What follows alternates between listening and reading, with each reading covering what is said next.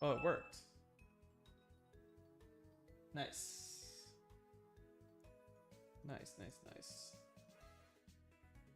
Cool, it worked. Jeez. Oh, great. Now this doesn't fit. Okay, I guess I gotta fix that.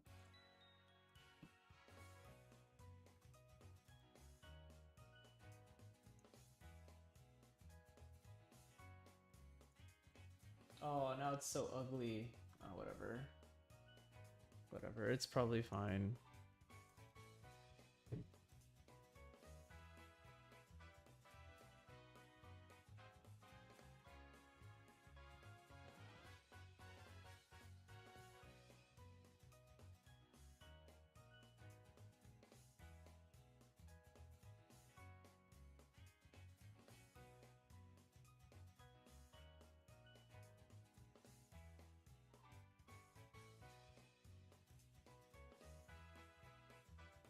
This thing is like way too much of my face.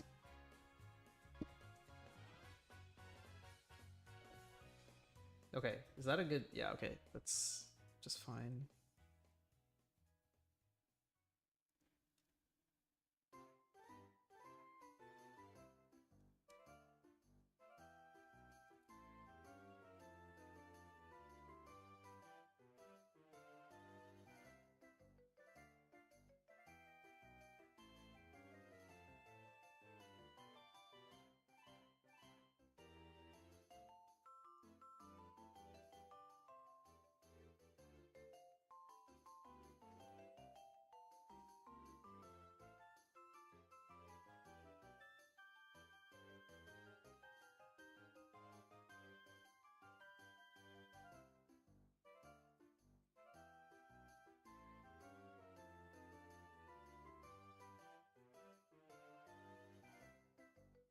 Oh, whoops.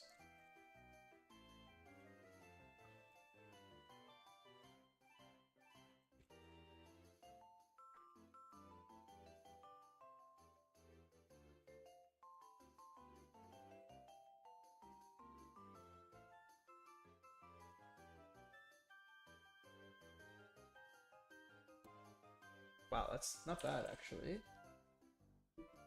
105. Not bad.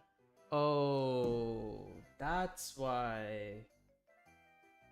Oh, that's so annoying. It's gonna push down, isn't it? Okay, whatever.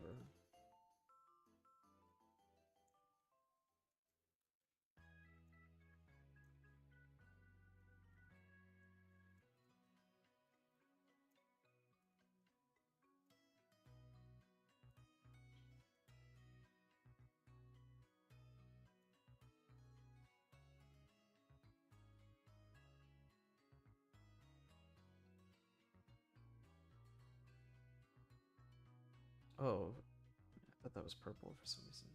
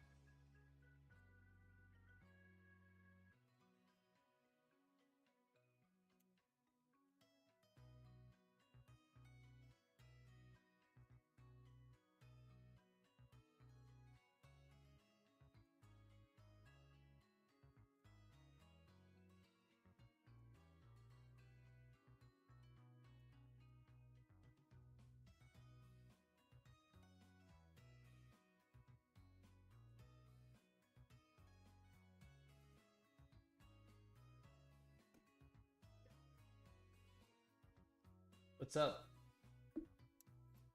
Practicing to beat Chai? Dude, look at these times. It's not even close. I just love Megaminx. I really like Gan Mega. I think it's so good.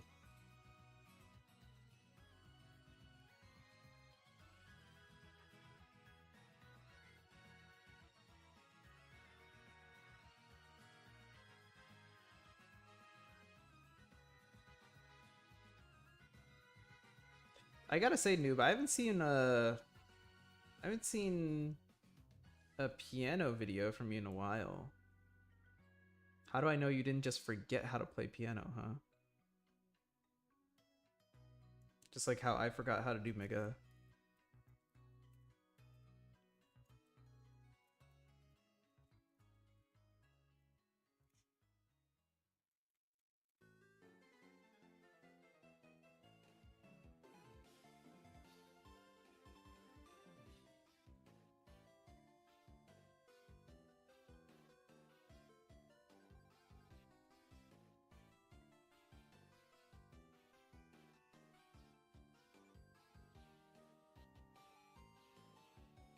That was so bad, so inefficient.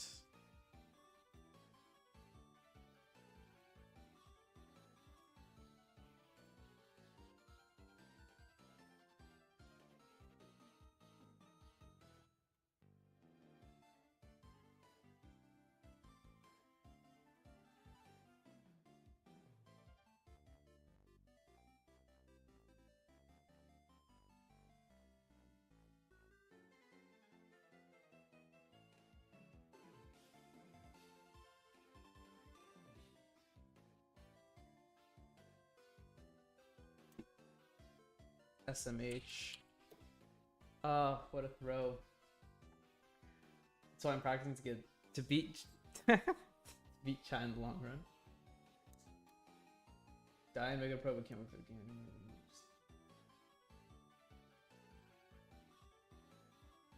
Oh, really? Oh, interesting. Well, I guess that's why I haven't seen it. How come you aren't posting it? Are you just like holding on to it for like a rainy day, or like, or is it just because you think it like doesn't fit with the rest of the channel anymore, so you don't want to like dilute the audience?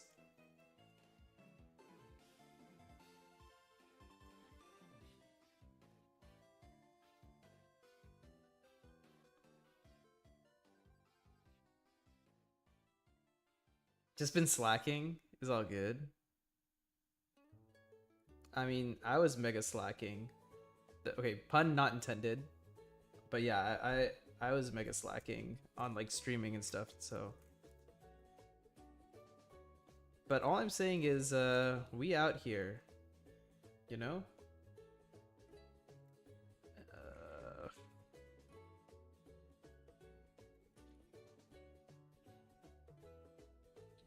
oh, where did it go?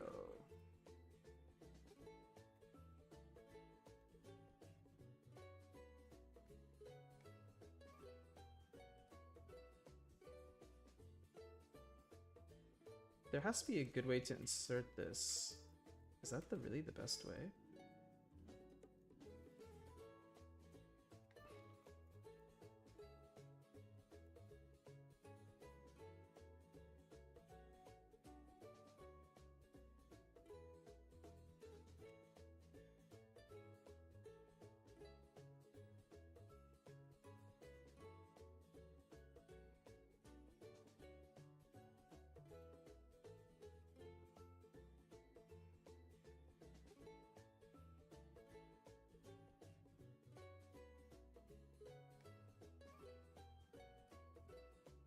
Oh man, I almost forgot that.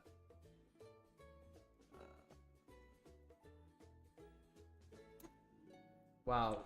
Yikes. Wait, what happened? I just got 105.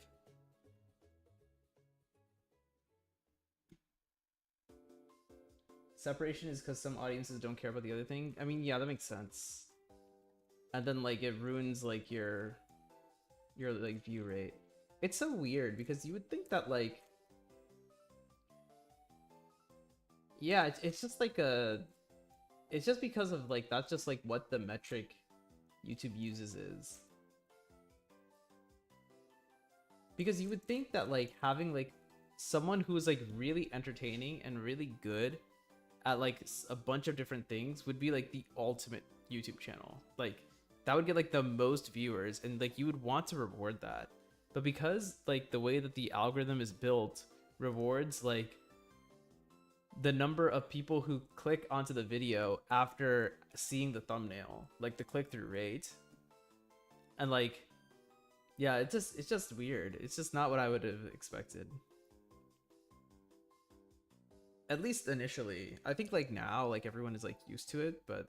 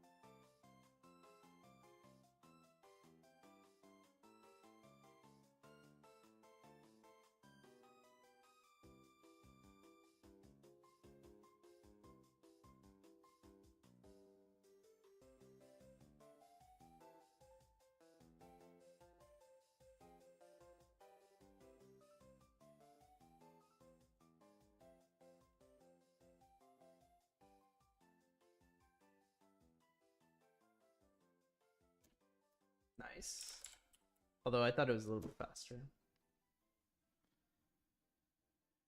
WCC WCC social media needs more content again.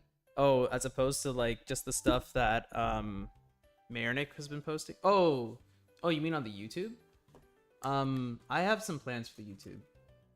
FTO promotion, that might be in the plans.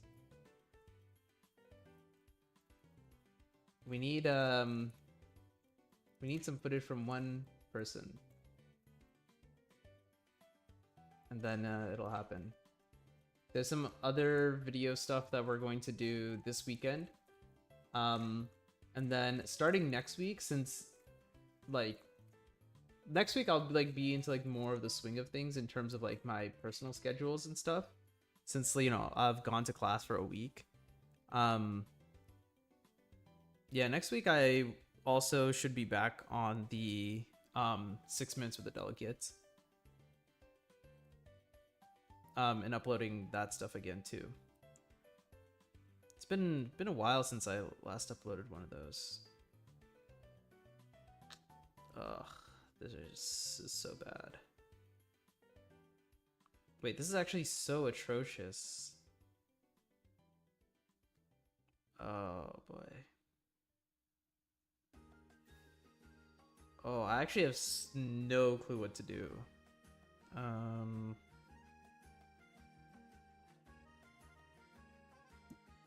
Wow, so bad.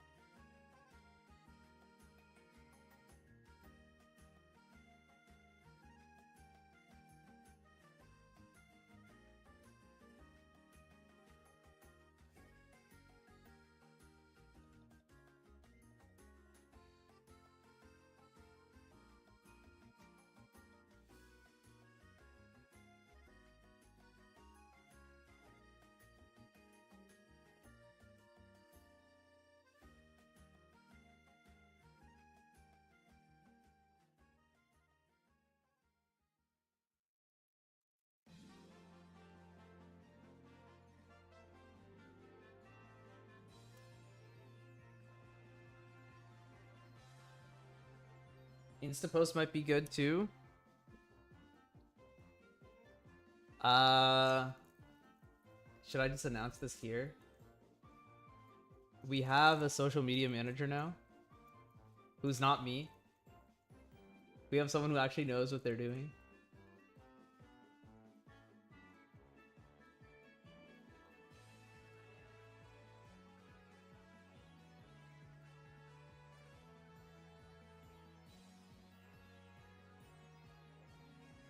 Yeah, so that's one of the things you can look out for.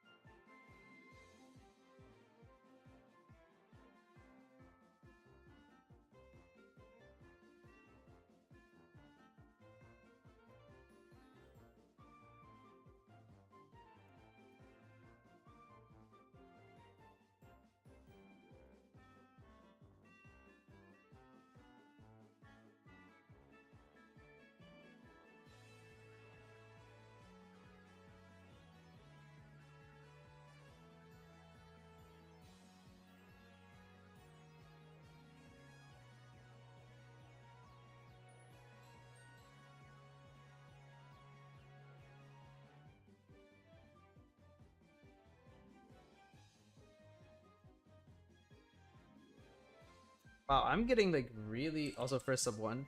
I'm getting really lucky with these OLLs, like not having to do a lot of EP.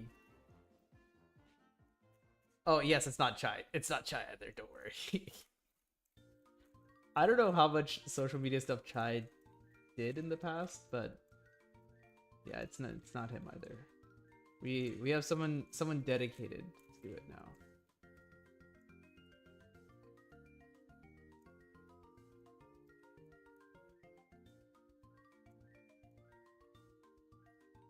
No, yeah, of course.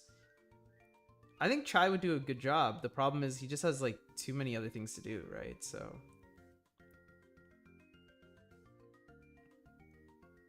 you know, that's a good problem I think to have. I'm glad that my board member has better things to worry about.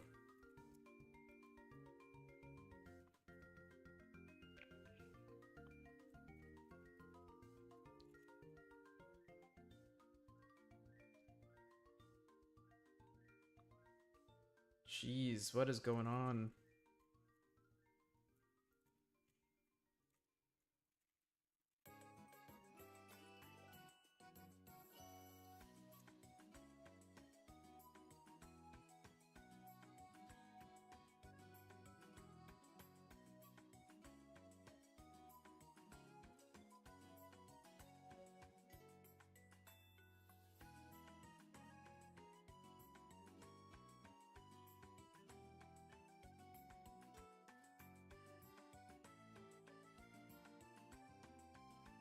Wow, this is like actually amateur hour. This is so bad. There's just no look ahead, like whatsoever.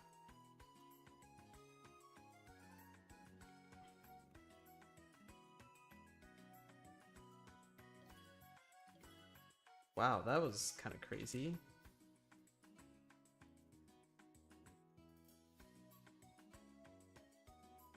Oh.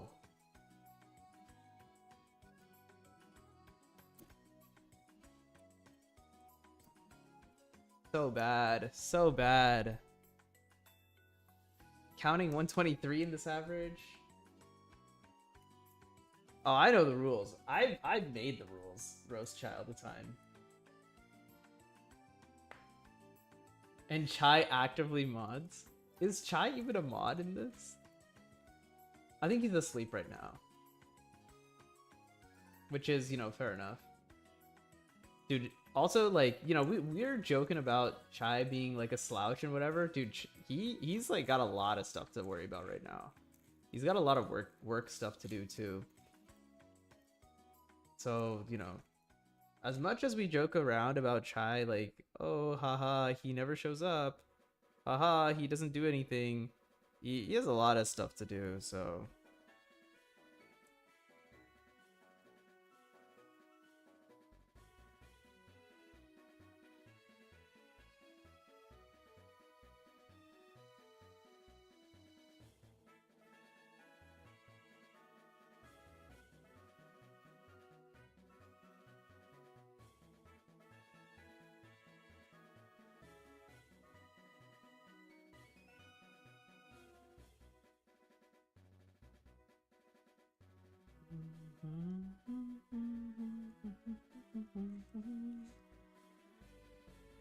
Oh, I don't have time to be humming along.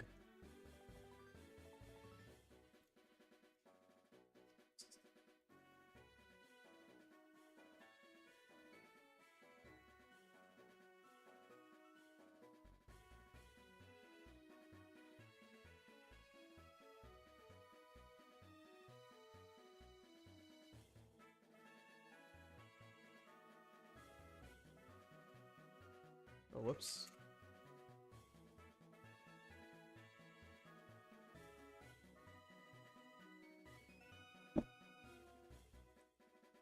That one was so sloppy. I think it could have been a lot better. Mr. Board, that's him. He is the board. Okay, this thing has moved, so I'm gonna adjust this again.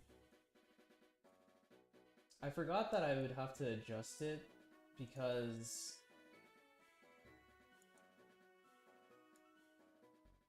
okay, there we go. That's a little bit better. Still gotta bribe him to remove. That is a good point.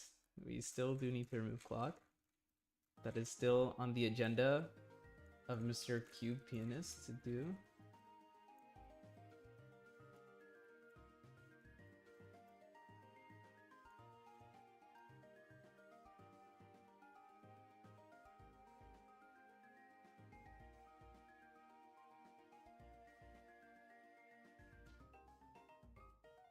Hello, hello. As someone who owns a clock, yeah.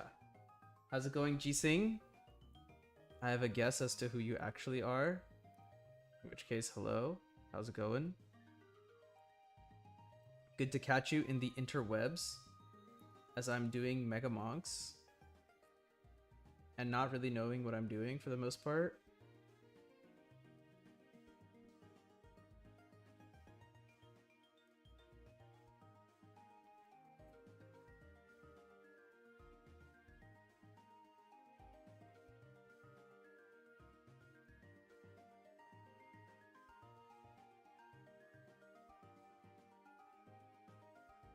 Oh, it's literally right here. I bet I could have tried to pseudo slot that one maybe. Oh, this is gas.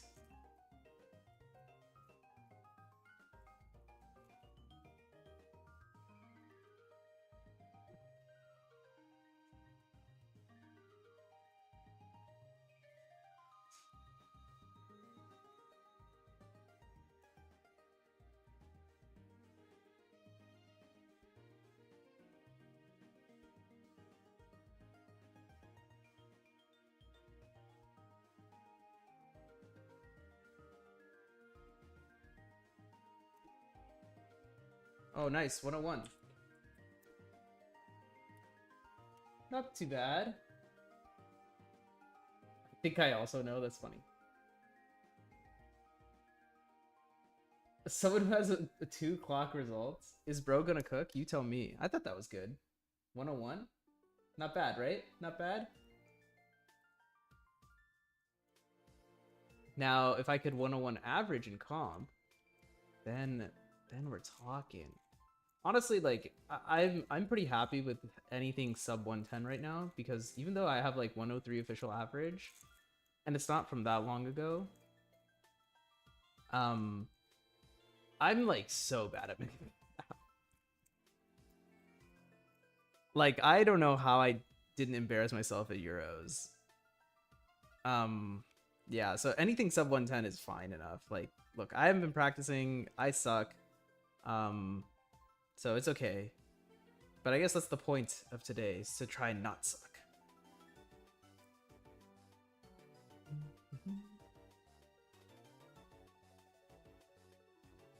I have like a very vague idea.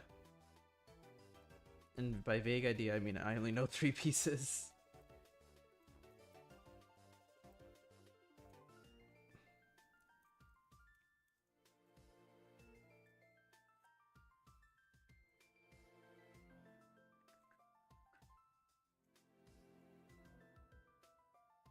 Where is the other piece? And of course it's here.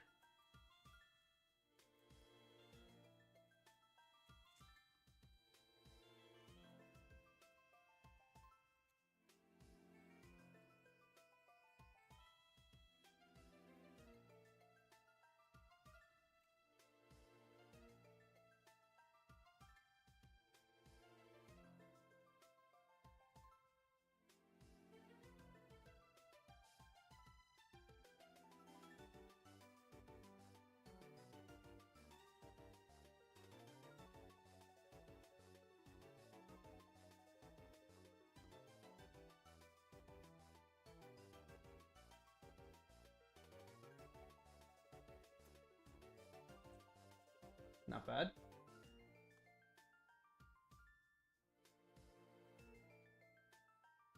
Wait, what do you mean cubicle? Wait, what do you mean cubicle trolling? What happened? Hello, YouTube viewers. Hello. Oh, yeah, I forgot to mention the stream is also available on YouTube now, which is kind of crazy. So, hello. Welcome, welcome. Wait, I want to know what Cubicle did. Tell me, Noon. Tell me.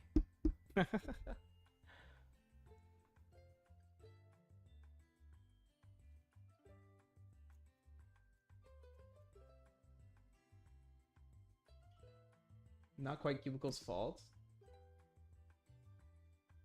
Oh, did they say that Rubik's collaborated with GAN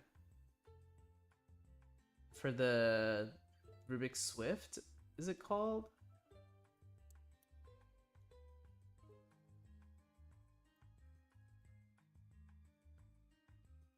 Is that cube like available now?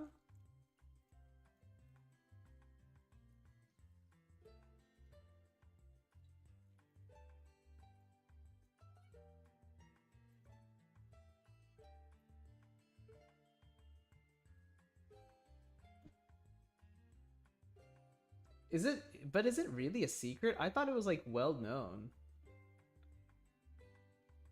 I thought like everyone knew that it was the Swift, that it was like the Swift block. Like I thought they like licensed it. Like I thought it was like official. Also, yeah, Gershin. Yo, only 1 week left. That comp is gonna be pretty fun, I think.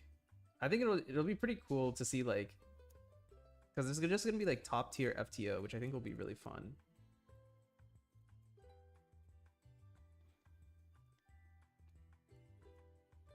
Oh, that is not the right piece.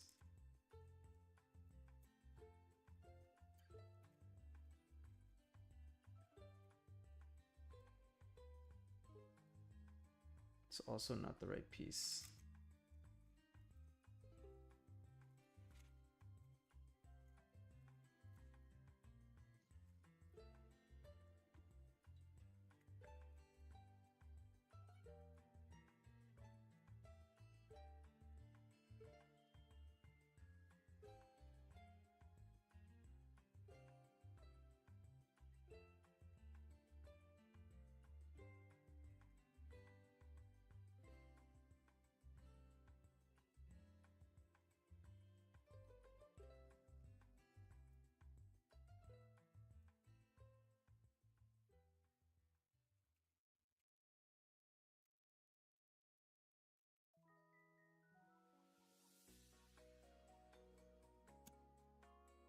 PLL skip. I kind of saw that it was going to skip. I saw something because I saw that like, so the alg was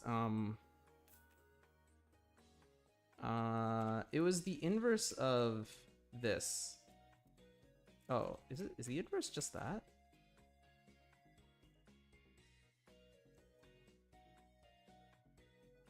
Yeah. So I saw that there was this block here, and I was like really suspicious. I was like, okay, that's nice. I know that I'm gonna have like a U perm or something, either U perm or J perm, in order to orient edges. And I was like, that's great. That's really helpful. So unfortunately, it was on the kind of trash solve. Gotta tune into the YouTube as well. Haven't competed in like 3 months. Okay, that'll be hype. It'll be hype to be back. I forgot which events were there. It's really dumb. I should really know. I want to say it's 2, 3, 4 FTO. Gotta get the YouTube views up. Yeah. Oh yeah. That weekend comp. Yeah, the yeah, Bay Area is kind of lacking a little bit in terms of competition so far. But I expect that like they'll pick up the pace. There's probably a lot of stuff that's being worked on in the background.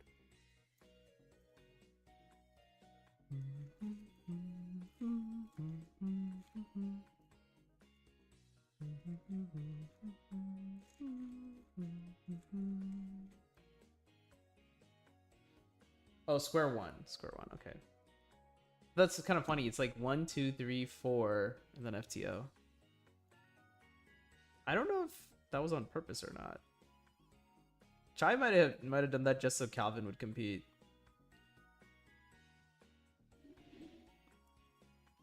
I think that comp is also a time-based one.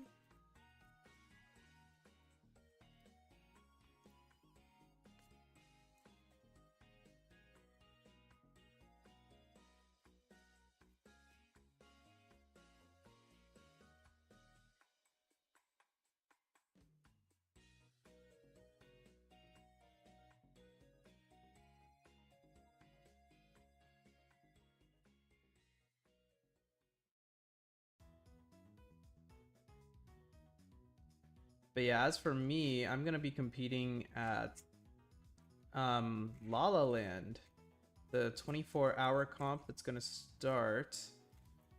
When is it gonna start? It starts on Saturday here in LA, so that'll be pretty cool. I have not competed in a 24-hour competition before, so I don't entirely know what to expect. I think like I'm going into it with like the expectation that like I don't think I can stay up to 24 hours, but at the same time I think I can stay up to 24 hours, you know? Yes, I am in SoCal now. Yeah, I live in LA. Only one round of 4x4. That's because Chai wanted to keep the comp short. He didn't want it to go too long. Also, like 2 rounds of FTO kind of makes up for having 1 round of 1 round of 4x4, you know? You wanted more rounds of 4x4 even if you weren't gonna make it. 4x4 over FTO, dude. All I'm saying is that like we have like the best FTO solvers in the world, right? So, you know, this is like a pretty rare opportunity. Also, like Diancheng like put like a good amount of money into it too. Like they're not only just gonna like give away like puzzles, but they're like also giving cash prizes to the winners. So yeah, so that'll be pretty cool. I think it's good to let's see.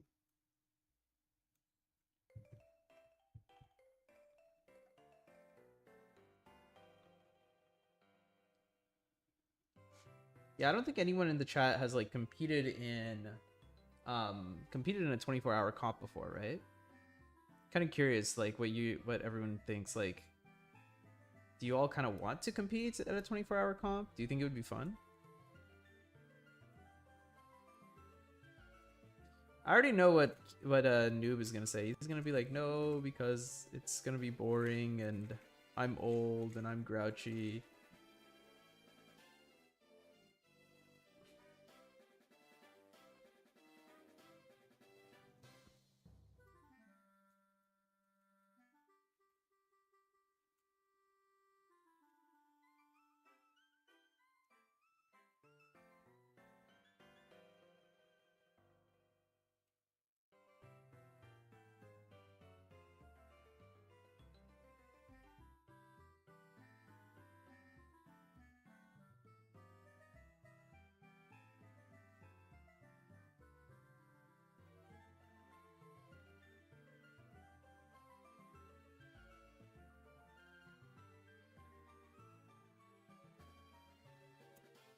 Nice. That one felt like a really solid solve, like from front to back. So good to see it get sub one. Oh boy. Time to ban this person. Okay. You saw the soup to me vid. Did he go to one? I don't think I saw that video. I should have tried to convince him when I met him last week to come to another one. I wonder if he would have been down for like the content, you know? Dude, Soup to me was almost gonna come to the camping comp we had at Yosemite, or we were going to have at Yosemite, but then like that comp like got canceled. Oh, he went to the Sleepless in Seattle. Okay.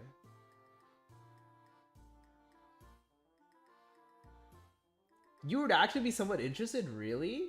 Huh. That's kind of surprising, actually. if it were in NorCal. He already did it for content. Yeah. So look, all I'm saying is like there are two ways to play the content game, right? There's one way where you just where you do like the content, and the other way is where you just do the content but again. If it worked the first time, I'm saying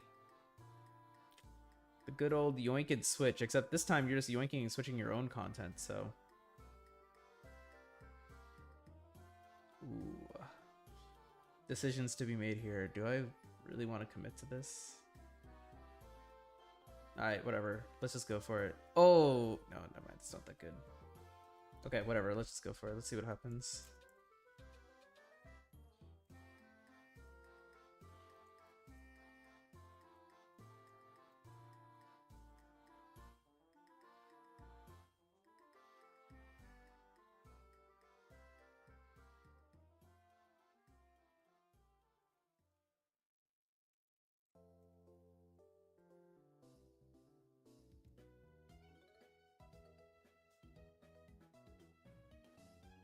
Did I break apart? God damn it.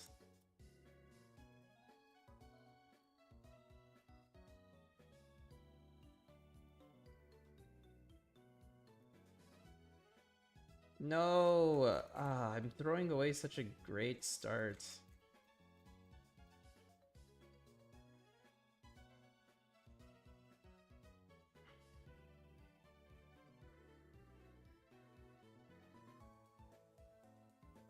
You know, stuff like this is exactly why I think Megamix is such a fun event to watch.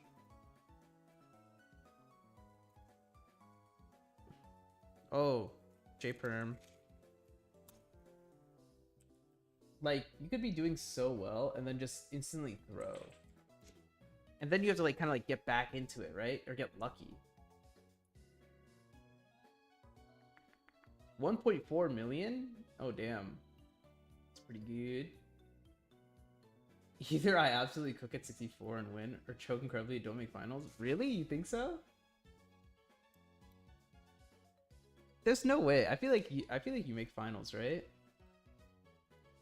Bro, you gotta practice. You got the week left.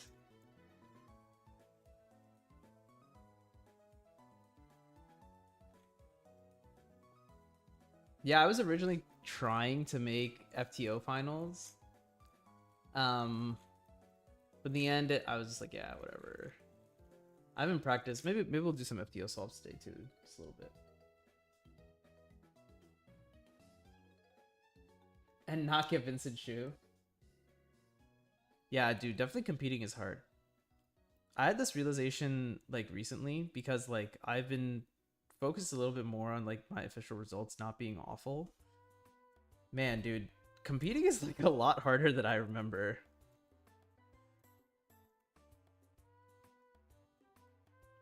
It's so hard to like not choke. And this is something that I talked to Dylan about too. It's just like you can only do well if you don't care. But the problem is like if you don't care at all, then you have like no motivation to like practice and actually get good. So you have to care, but you can't care too much. Otherwise, like you're just gonna end up cooking yourself.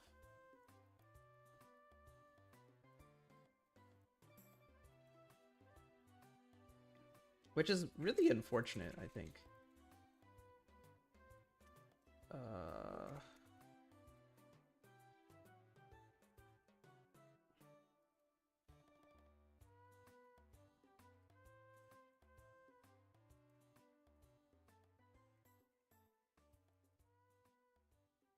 it's this one.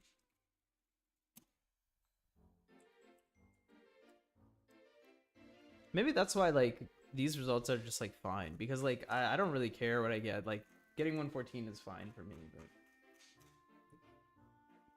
you took 4x4 at 63.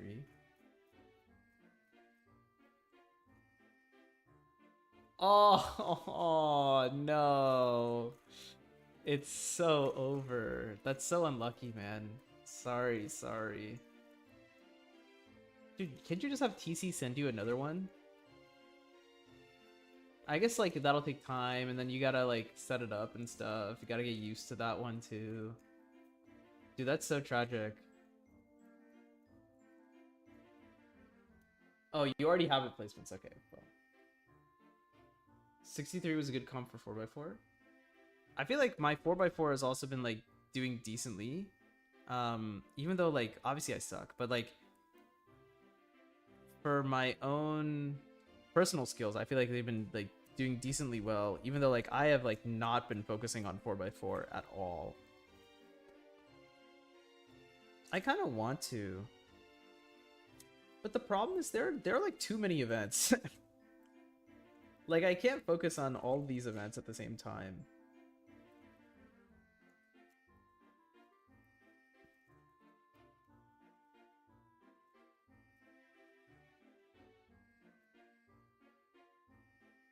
I guess the problem really is that cubing is just too fun. If cubing were less fun, then I could not care about certain events, and then only practice the ones that I find to be fun. But the issue is cubing is just too fun. Except for 7x7. 7x7 is very not fun. And will never be fun.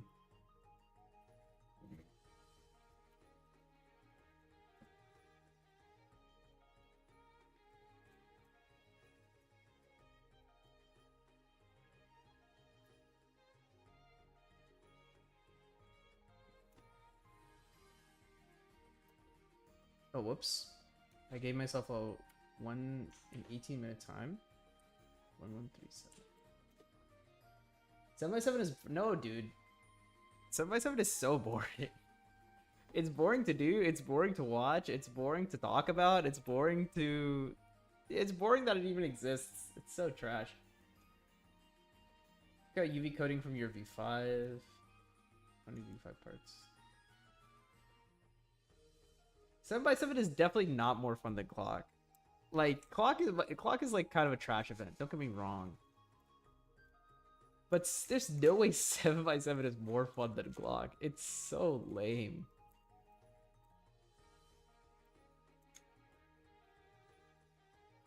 It just simply takes too long. It's just so not interesting.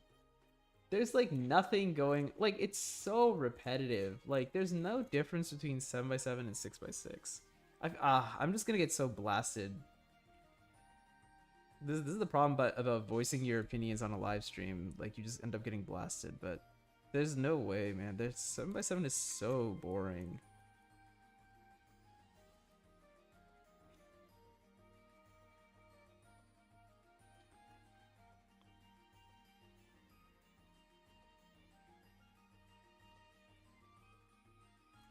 I feel like you have to be lost, like you have to be like really into the sauce in order to like 7x7. Like you need to like fully understand like what like a top level solver is doing in order to get any enjoyment out of it.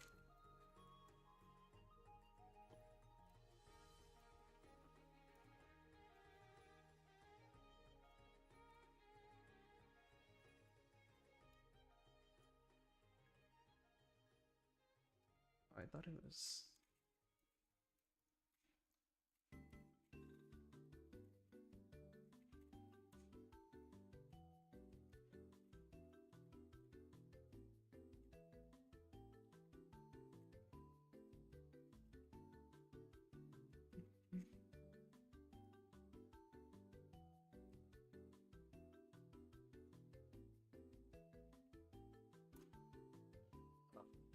They're 110 plus. So bad. Fly Kid Zero stream? Yeah, what's up, dude? Is it going stash? A lot of people hate 7x7, but you think it's fine? Once you remove Clock, you get... No way. I come into the stream. Oh my goodness. You guys are such clowns, dude. All I'm saying is, like, we have a bigger enemy, alright? We have a much bigger enemy in front of us. We have an event that's objectively not fun and literally has like maybe like 10 people who are like actually competitive. Not even 10 people, probably. Look, I'm just saying I find it incredibly boring. I think it's so boring. I think 7x7 is so uninteresting.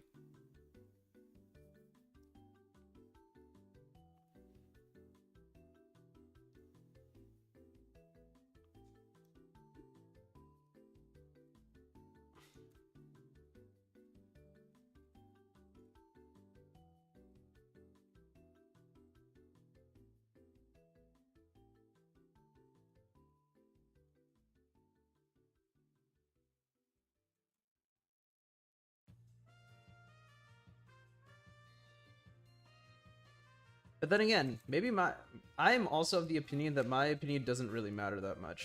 So ah.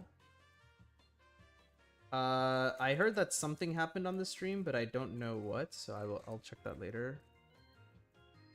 Whatever that was. I didn't even know that those alerts still worked. Oh, that was the one thing I was gonna do before the stream. I was gonna check and try and fix Nightbot, but I never did. Oh, yikes.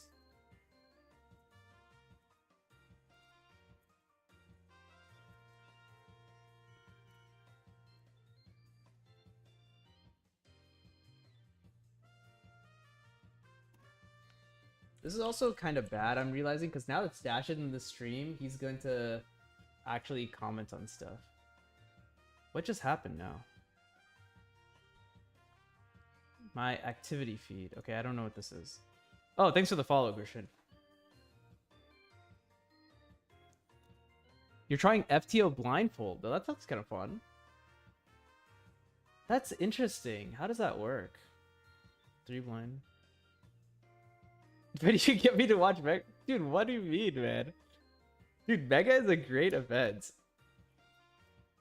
Megaminx is actually so cool. It's such an awesome event. Like it is like actually an S tier event.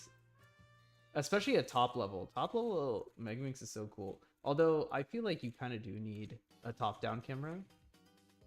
Otherwise it is a little less interesting. I don't really like watching Megaminx from the front, at least. I think it's more interesting to see stuff come together. Okay, this is pretty simple. That's like simplified Orozco. Okay, wait, let me grab my FTO.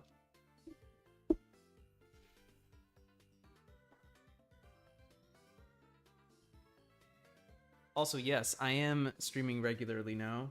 The stream schedule is going to be Mondays and Thursdays. Yeah, Mondays and Thursdays, 8 p.m. Pacific. That's supposed to be, that's the plan, you know. Today I started at 9, so, you know, it is what it is. So is it just like, it's like simplified Orozco?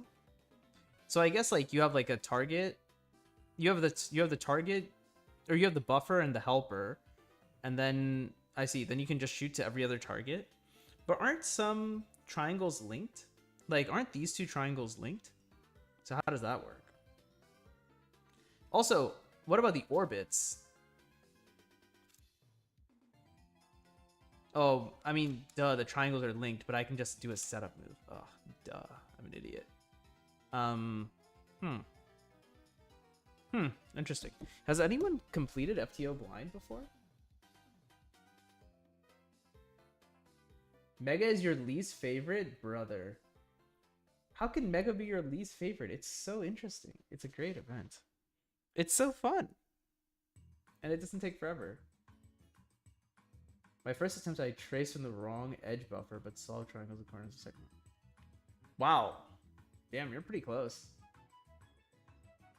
Barring the Keeper's live cam. This cam is actually mine. I actually own this camera. This is the same one that I use for my face cam, usually. So on the Keeper's live streams, if you look at the caster cam, that's what this camera is. I'm borrowing the stick. That's what I'm borrowing.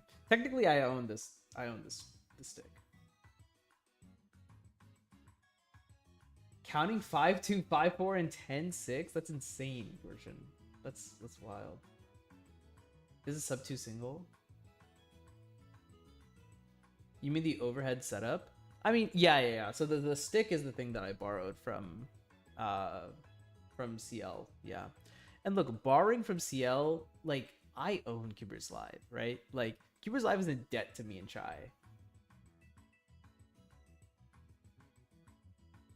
You have to solve each triangle orbit separately. Yeah, that makes sense.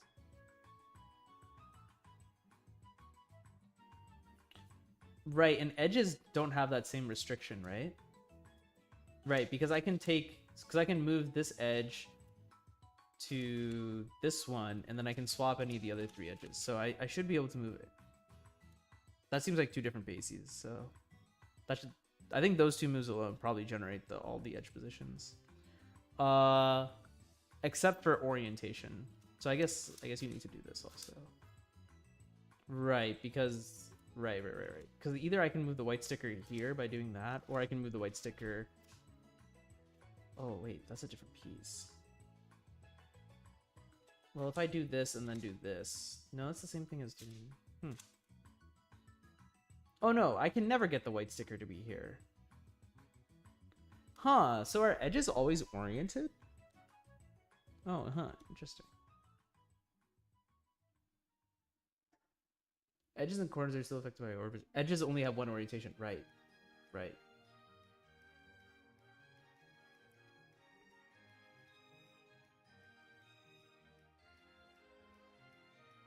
Corners have 2 orientations. Right, because they could be like this or like this, so. Huh, yeah, if edges only have 1 orientation, that makes it a lot easier, huh? 1, 2, 3, 4, 5, 6, 7, 8, 9. There's only 12 edges, so it's the same number as 3 blind.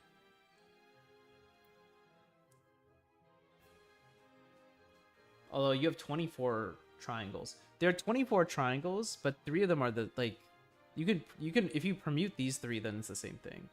So so it's kind of like 4 blind, like X centers then. And then yeah, these have 2 orientations. Well, 2 orientations is a lot easier than 3. Yeah, because I guess you could get a case that's like this then. Yeah, you can definitely get this. Right, that's just 1 flip. Yeah, FTO blind actually doesn't seem that bad. By the way, I agree. Ski ball's a bad event.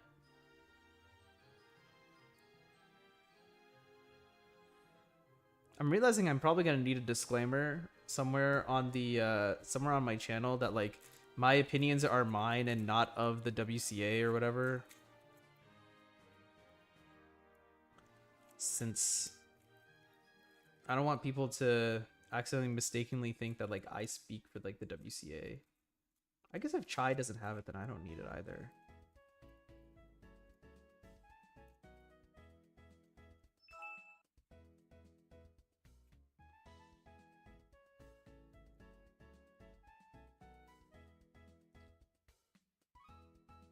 Oh, this is the Ferret Walk song.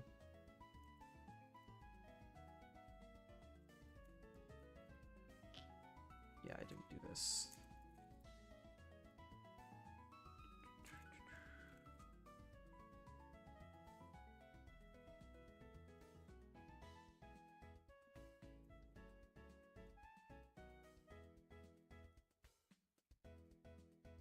Oh, no, I did the wrong ALG.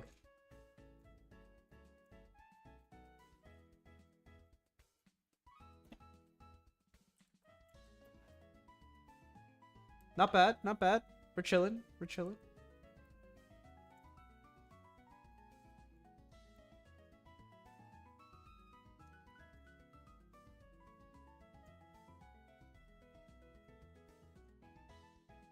All I'm saying, Stash, is now that there's like a top-down angle, you can actually critique these solves, unlike the ones from earlier this year.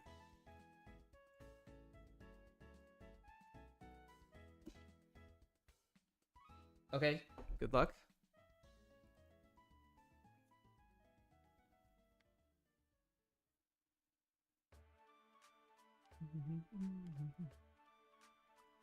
Man, Mystery Dungeon music just hits different.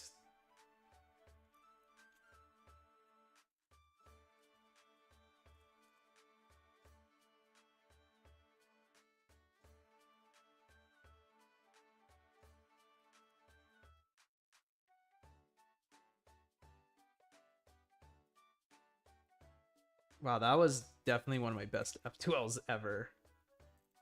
And now we hit the brick wall.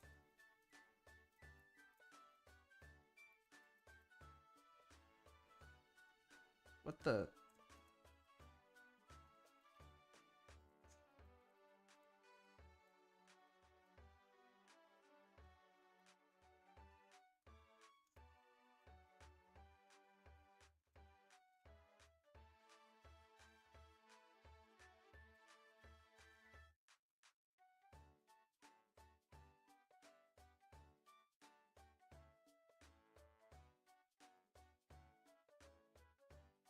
Oh, it's another J perm.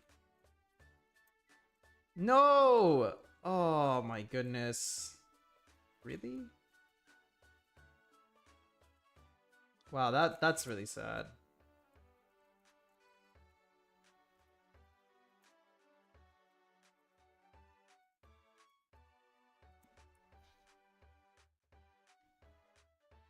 It's probably fine. Man. It was such a good start. I can't believe I got 123 on such a...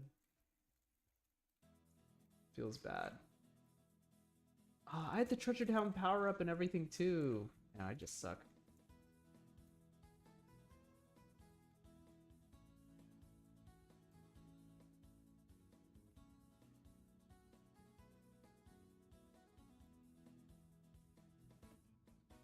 My solutions are trash? Okay, yeah, that's it. Please double flick? Dude, I can't double flick. Wait. Yeah, I can't double flick. I can double flick this way. But I can't, I've never been able to do U2 double flick.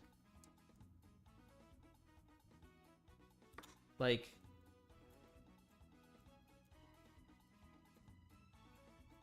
It's so hard. You know what I should do? I should just like spend like hours just watching One Piece and just doing this the whole time. Then maybe I will finally get decent at it. Yeah, dude, I suck. I'm so bad. See, even Megamix apology. Wait, what is that supposed to mean? What is that supposed to mean, huh?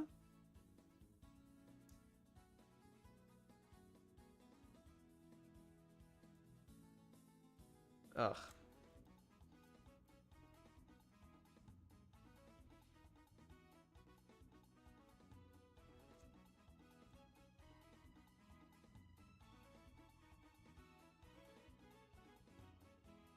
More importantly, Stash, did you end up getting the FTO blind or no?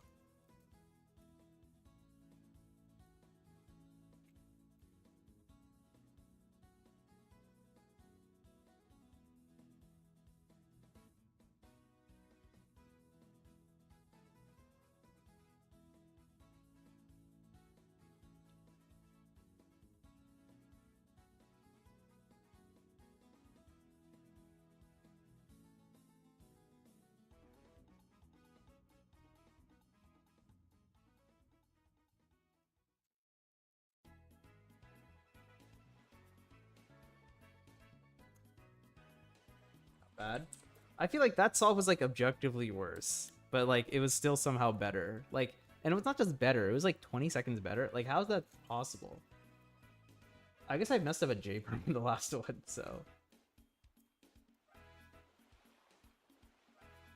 Oh, dude, how could I mess up?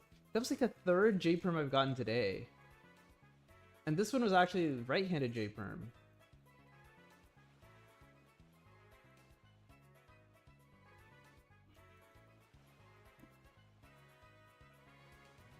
Yes, literally do that. All right.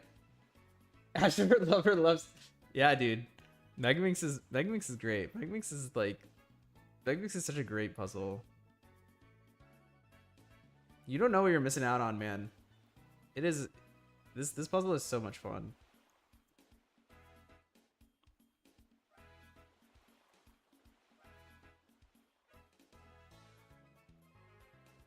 Ugh, I did not look ahead at all.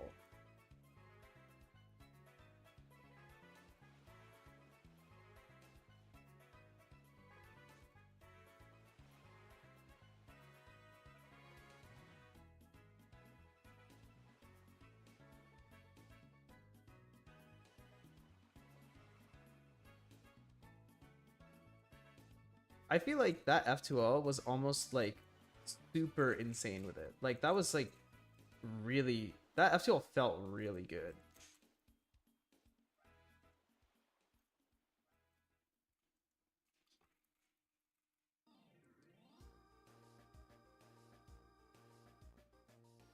Ugh, that was not good.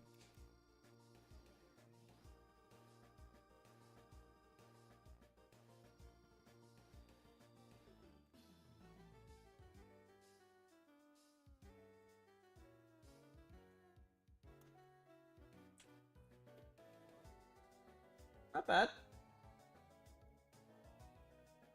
You popped on good spell. Mine? So my setup is really, really simple. Um, I have this set to, I think it's set to loosest.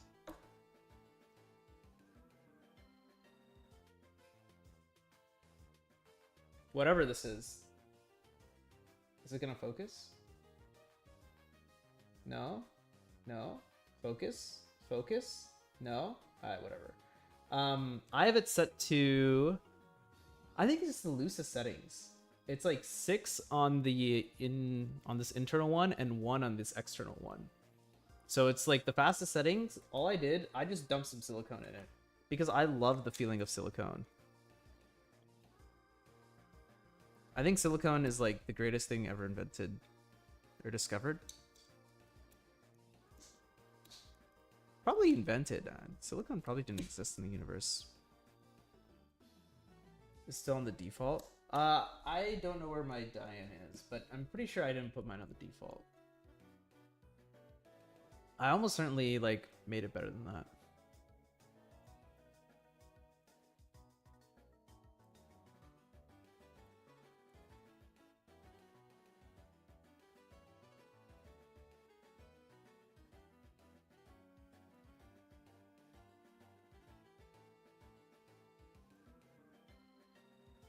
By the way, everyone, the stream has hopefully been stable, and hopefully the audio's been okay. I did mess around with some stuff, so... What is this? This is insane. Wait, is this legit? Wait, yeah, this is legit. Dude, I'm sending you a scramble stash. You gotta try the scramble. Do you do White Star? Oh god, everything is... How do I...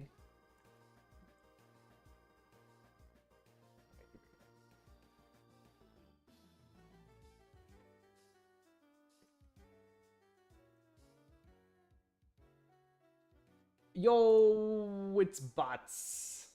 What's good? What's good? What's good? What's good, brother? You're just not default setting. You were too lazy to do anything. All you did was dump lube. Yeah, that's about what I do. Why do tensioning some puzzles feel like free?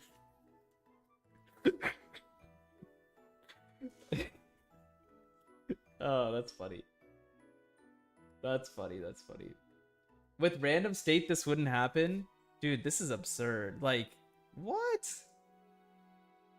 The sad thing is, like, I'm just gonna throw. Like, that's exactly what's gonna happen. Like, I think... Wait, this is actually absurd. Like, I see, like, all of the star pieces, and I see 2 F2L pairs. And, like, these 2 are not gonna be affected when I insert these. Like, what? And I can definitely do this one. I think I can do this one. Wait, I can also... Wait a second. This piece is gonna end up here, so that's, like, not great. Oh, yeah. But if I kick this out over here, then it'll end up, like, over here. Okay. Okay. Let's do this one first.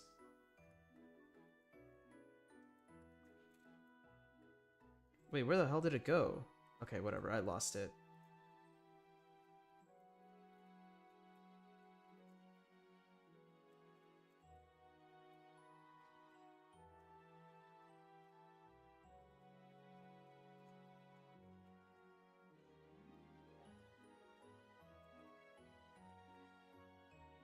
The classic don't see any other pieces, so just go ahead and start doing S2L.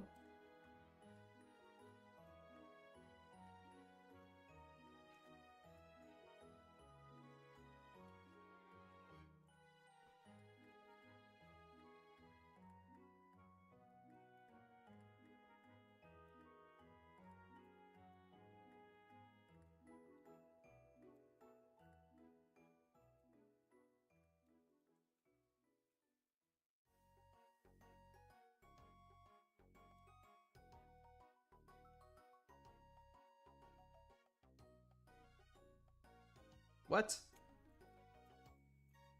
Okay. Yeah, I kind of threw. Feels bad. Yo, it's Liv. What's up?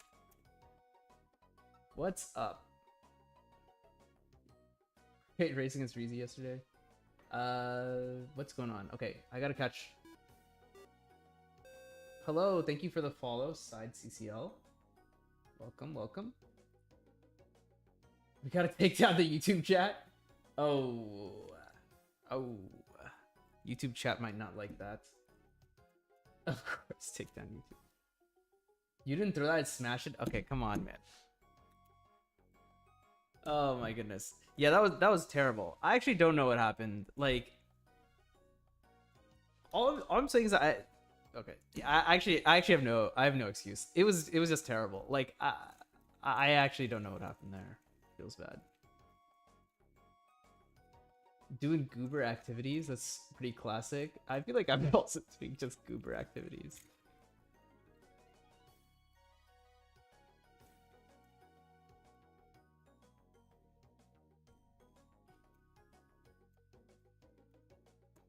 Doing a lot of 4x4 lately.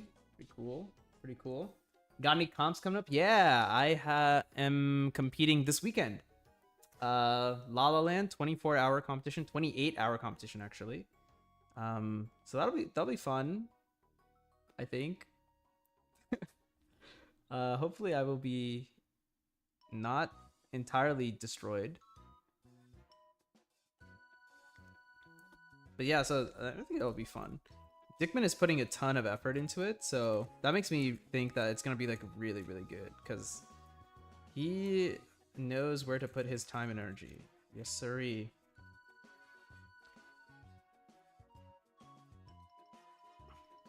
Tell me a little bit about yourself, Side CCL. How did you find the channel? Are you a cuber? If so, what part of the world are you from?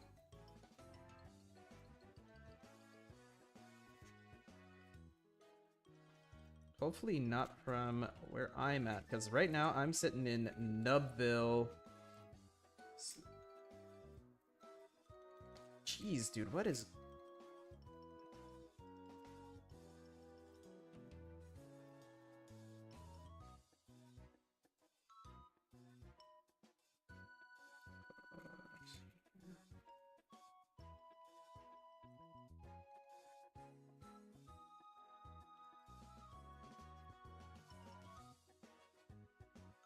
Nope, that's the wrong piece.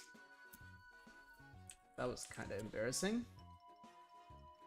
You're excited for 4M 4x4? That's gonna be nuts. Non-cuber city? Come on, man. Hey, look. To a non-cuber, this is like being able to solve this is like unlocking the secrets of the universe or whatever. Like, this is like just unfathomably difficult compared to just normal 3x3. Like, doing this already means that you're like a mastermind, but people do this one. Like, this is like just another level of absurd. I was on the train in Spain actually, and I'm on my way back. So like Euros is over. I'm on the train from Madrid to Barcelona, and I'm like freaking out because I'm about to miss my flight back to the States. And like I'm doing Megaminx just to like kind of calm myself down, and then this woman comes up from behind me. She taps me on the shoulder, and I just like freak out. I'm like, "What's going on?" And she's like, "Oh yeah, like I think like this is amazing. Like I don't know how you're able to do this. Like my son can do this, but I have no idea what this is." And I'm like, "Oh, it's not that much harder. Like I've just wasted a lot of my time doing this." And she's like, "No, surely that can't be true. Like you must be like a genius, right?" I'm like, "No, absolutely not. Like you have not." Anyway, I just wanted her to leave. But yeah. So all I'm saying, dude, I think I'm better than non-Cuber town, right? Non-Cuber city.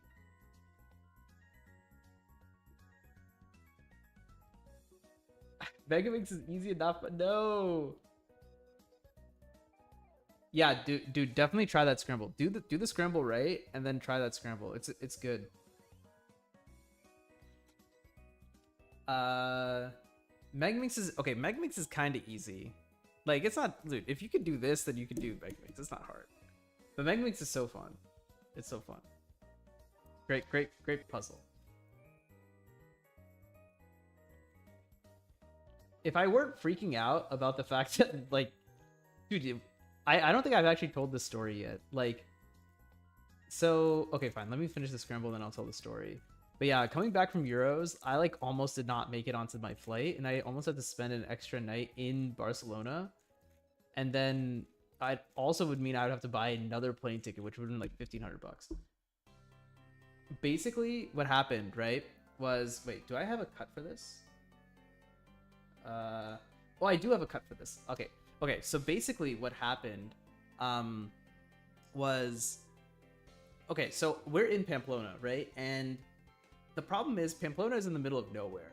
So I need to fly out of Barcelona because Barcelona has a flight that goes from there directly to SFO. It's a 12-hour flight, and you just kind of chill, right? So yeah, so I have that flight. That flight leaves Barcelona at 4 p.m. or like 4:20 or whatever it is. It's something like that. It is 6 a.m. in Barcelona, or sorry, in Pamplona. I get up, I go out to right outside where our Airbnb was, and I'm waiting for the bus. So I can go from the bus to get onto the train, and then the train will take 6 hours, or no, it'll take 5 hours to get to Barcelona. I'm gonna get on the train. I'm supposed to get on the train at like 8:40 or something like that, 8:42 I think, and it goes there. And so I will get to Barcelona at like 1:30, and then get to the airport probably around 2.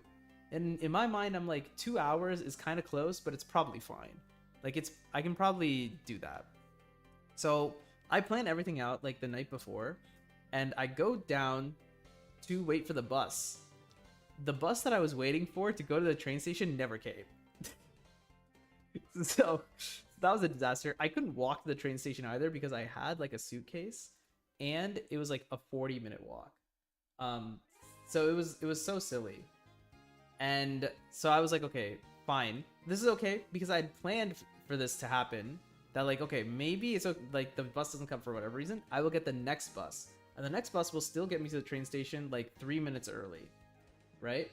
And it should be fine. That bus came on time, and that was fine. It got to the train station like almost on time. It was maybe 2 minutes early, relative to when the train was supposed to leave. I get to the station.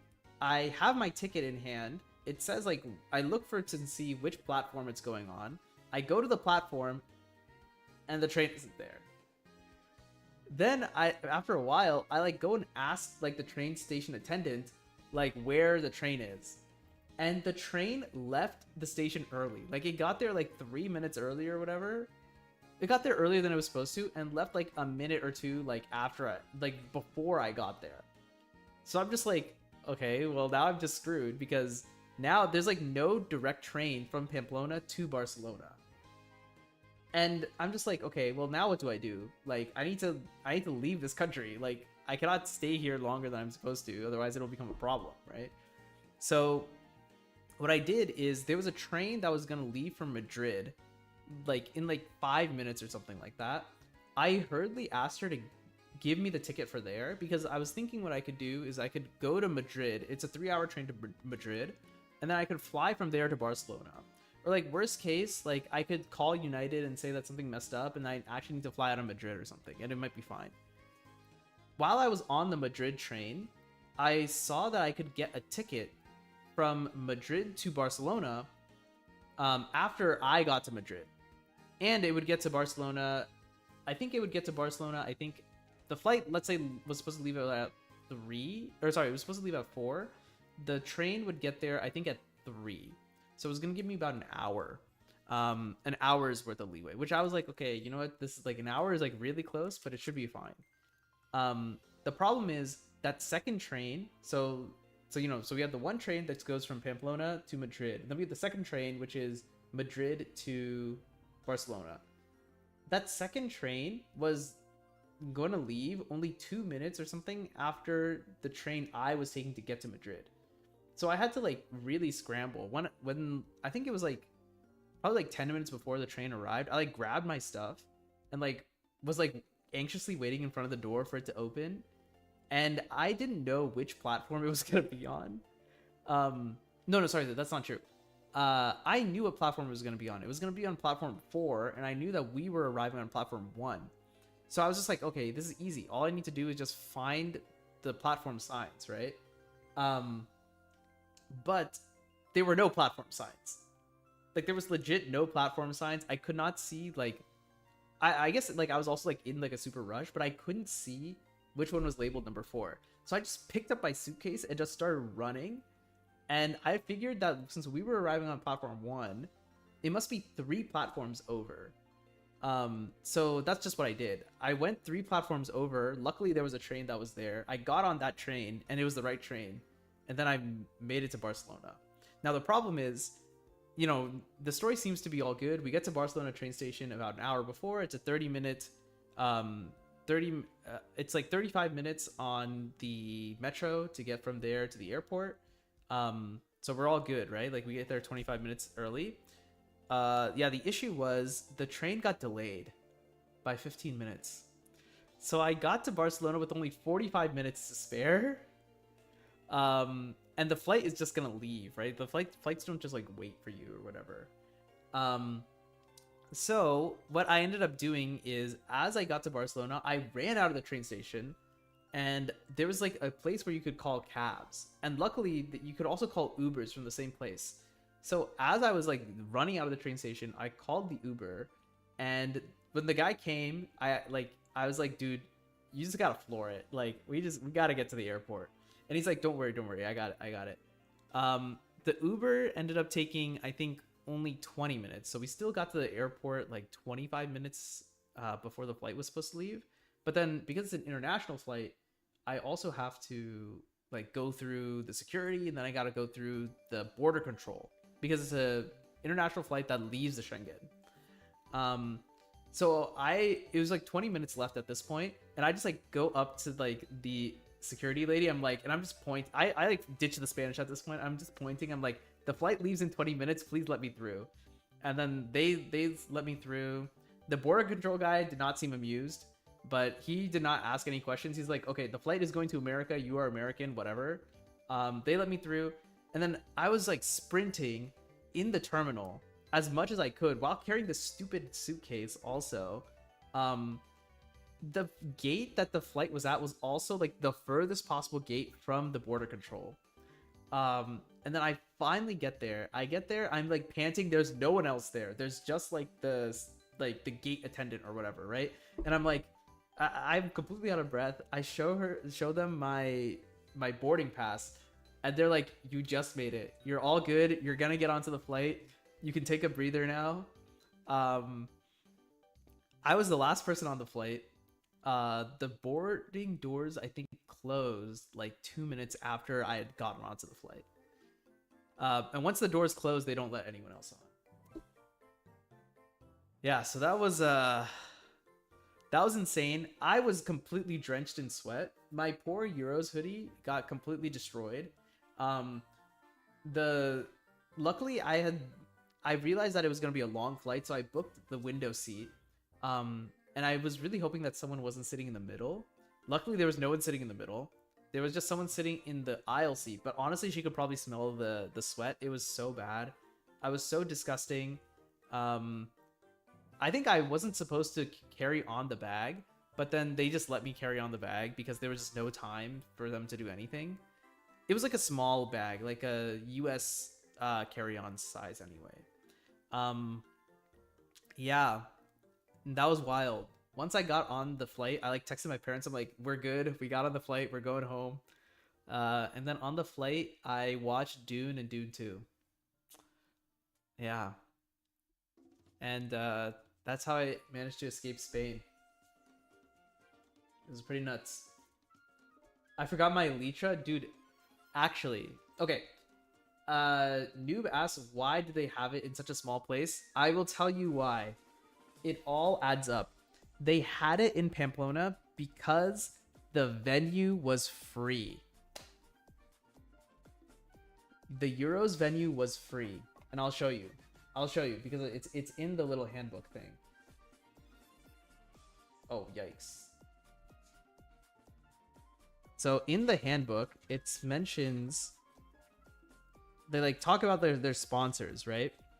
And here, it says it here. Pamplona City Council has kindly supported our candidacy since 2022 and has agreed to cover the usage of the Navarra Arena. They got this stupid venue for free. And I don't know if it like does it show? If you guys haven't seen pictures of the venue, it was big. And it was so cool.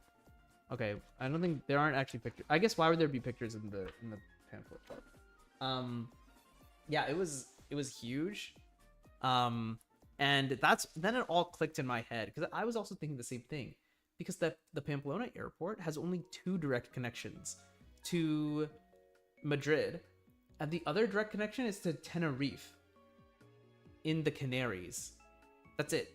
There are no other direct connections to anywhere, not in Europe, not in Spain, nowhere else. That's it. And I was just like, this is absurd. Like, how could they have Euros in such a random place? Which is weird because Pamplona also like is like a decently well-known place. Like, I had heard of Pamplona before, but I didn't realize it was like so middle of nowhere. Yeah, that's why the venue was free. What was the venue? The venue was this place, Navarra Arena. This thing. It was essentially a if you ever, it's like a basketball stadium, but like where the floor is a lot bigger. They called it like technically like a multi-sport arena or multi-sport venue or something. Yeah, you should check out the Euros live stream. The Euros live stream, I think, like covers, it kind of shows you what it looks like. You can also go on, I think, like the Instagram. You can kind of see what it's like. The competitor experience was awesome. Like, we got like these like what are these called? These like little cube bags, and this is like embroidered too, right? So like this is sick. We got, as staff, we got 4 shirts to wear. We also got a buffet for lunch each of the 4 days. That was great. We got a backpack, so it was pretty good. It was pretty good. That's what they use their money on. All the money they saved on the venue went to the prize pool? No, that's not true. Actually, I thought the prize pool was pretty lame. The prize pool was, so for all 17 events, right? Only one event had a prize pool for first, second, and third. That was 3x3. All other events, every single other event, the winner got prize money, and the winner only got 150 euro. Oh, sorry, that's not even true. The European champion got money. The winner did not get any money. The European champion got 150 euro. And that's it. That's all they got. I don't remember how much the 3x3. I don't know if it says in here. 3x3, I think Timon got 1,000 euro. And I'm guessing Timofey got like 750. And then who got third? Not Andre. Alexei Svetkov. I think he got 500. Yeah, it doesn't say.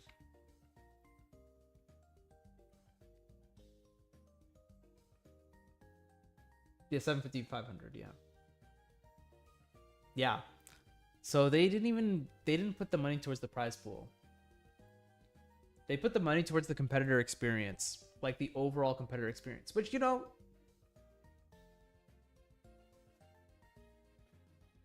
yeah, it's not bad. I would have liked to seen like I think that all podium placers should have gotten something. But third at NEC, how much was third at NEC? Because €1,000 is more than $1,000, so. Oh, really?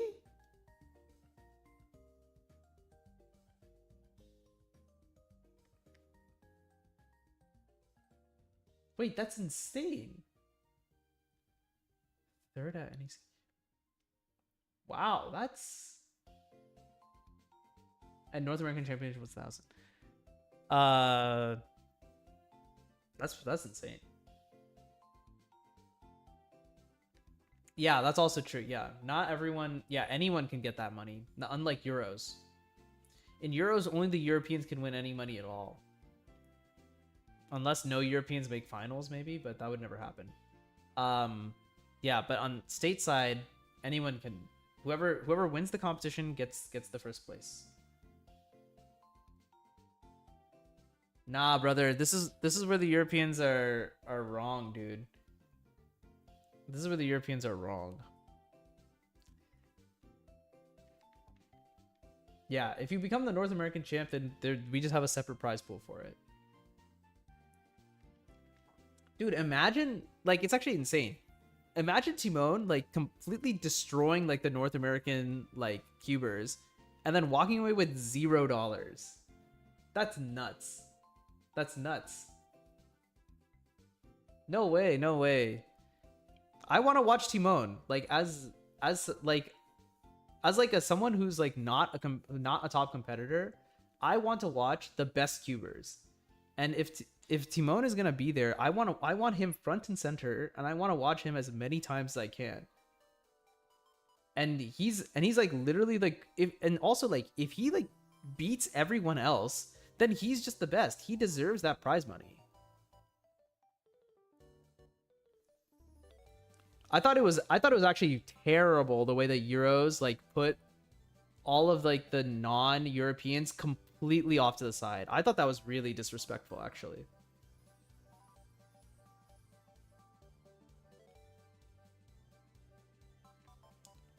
It's the same as some random decent US cuber travels to nationals in Africa and wins all the money there because cubing isn't as developed. Okay, well, there are two things. One, I think these are not equivalent because, yeah, I think these are not equivalent because we're talking about Europe. You're saying that Europe is not as developed as the States. I don't think that's true. I think European cubers are like just as good as American cubers. So I don't think that's true at all. Secondly, yeah, I do actually kind of have to agree with you. That is kind of scummy, but.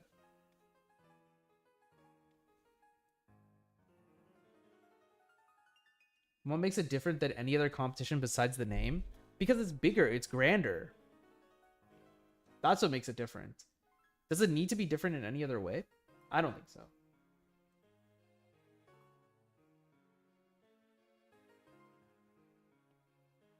It's some big competition in North America. It's sure, but I think another way to think about it is like it's a competition that's meant to bring together everyone in North America. Right? It's supposed to be a competition that like everyone in North America can feel like this is like their competition, you know?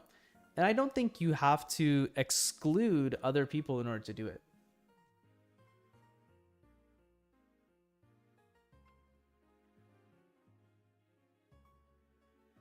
Yeah, that is true. Europe and NA do have different levels of development. C square one.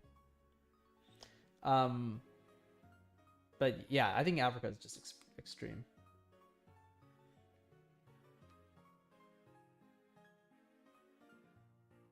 Oh, hello, Calculus. I did not notice that you were in the chat. Hello, welcome. I don't think I've seen your name in the chat before, so hello. Yeah, exactly. I think that's also important because I think what's going to end up happening is like Tommy won 3 blind. He got world record and you know, he didn't get anything for it. He like went to Euros at a complete financial loss. Why would any of the top competitors compete? If you don't live in Europe, there's no point in competing. And here's the other thing. I think it's actually worse for Europe. because you have many people who live in Europe who have nationalities that are non-European, right? I think there's a decent amount, particularly in the UK and in Germany also, where there are non-European nationalities because they have different citizenship because they're there for school or something like that. What about them? I feel like they're probably just as, if they're part of the European community, then I feel like that's kind of BM, no?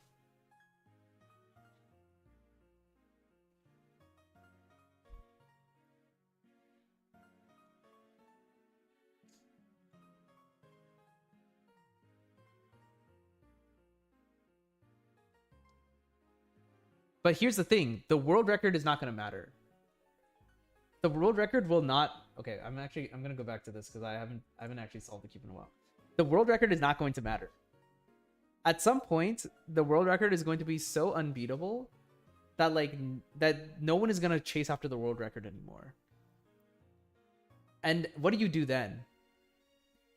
I think it's kind of lame to have like the best competitors be locked to their regions. I think it's fun that like the competitors can like travel to different regions and like experience like cubing. It's like the whole point is to build a worldwide organization, right? I don't think so. I don't think that's what I don't think that's what the Continental Championships are for. This is my personal opinion. I think the Continental Championships are basically, I think they're a way for the people of the particular region to come together and to celebrate like their cubing community. I think the results like kind of matter. I think the results basically only matter at the top level. Only there do the results actually matter. Everyone else doesn't really matter. And I think at some point cubing will reach a phase where like all the regions are probably like roughly equal. Like everywhere is probably going to be about the same in terms of skill level. Some there'll be like here and there, but I think like most Europeans are probably going to be pretty competitive in the States. And I think most of the top competitors here are probably pretty competitive in Europe. Exactly. Right, but switching citizenship is a horrible process. If we had the same thing for me, it took me 20 years living in the United States to get my citizenship. So I don't think citizenship changes is a good metric.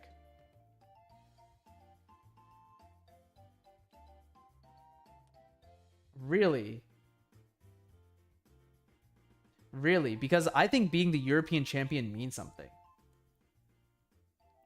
Because see, look, Timon was here, right? But that didn't disincentivize Luke Greiser. That didn't disincentivize Maddie. That didn't disincentivize Max, or like Luke Garrett. It didn't disincentivize any of these people because they all think that A, think that they can beat Timon. B, like the North American title is like something that's like very valuable. I think the title itself is way, way, way more valuable than necessarily winning the entire competition. A lot of people like say that like, oh, then it's weird. Then I'm gonna say that I'm the European champion, even though I got third at the competition.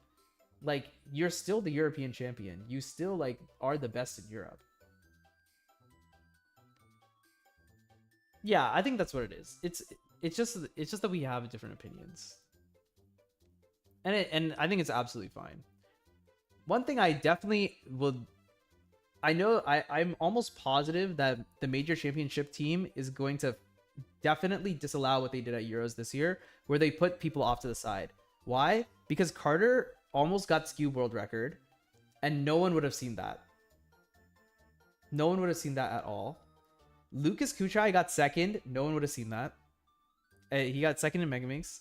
Hassan was way ahead of everyone else. I think like his WPA was better than I think Rasmus's BPA, and no one saw that. That was completely off to the side. I think that's really bad. I think that's really, really bad. Like at that point, it's no longer like putting the Europeans front and I think it's like you're actually like pushing everyone who's non-European down. And I think it's also bad because like in the first round of Megaminx, like the first time they had the finals, what's his name? Prabov? he lives in Ireland, but he has Indian nationality. He got Indian NR, and then he was just completely off to the side. But he has like a speed cubing Ireland jacket and everything, and the Irish like you know are like supporting him the whole time. They're cheering when he does well. Does that make him not Irish? Like exactly. I just think it's weird.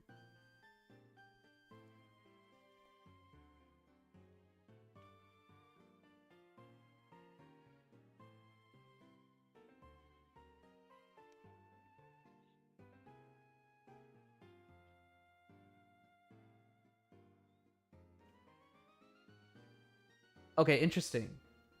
Interesting. Better for the event, worse for the region. Hmm. Interesting. I think I could agree. Maybe I could agree with that. I just think cubing as a whole. Yeah, I just think cubing as a whole. I think it makes a better cubing event. The other thing is, if I'm like little Timmy or whatever, right? And I live in Minneapolis, Minnesota, and my parents are going to take me to the North American Championships, and I get to watch Timon Kolosinski solve center stage, I think that's super sick. I don't think we should disincentivize competitors from like crossing the pond and like going to different continents to compete, because I think it's a really cool experience for like the average competitor. The average competitor gets to see Max Park there, or like gets to see like they get to see like all these like worldwide names. You get to see like we could have seen Yihang at NAC if his visa had gone through or whatever.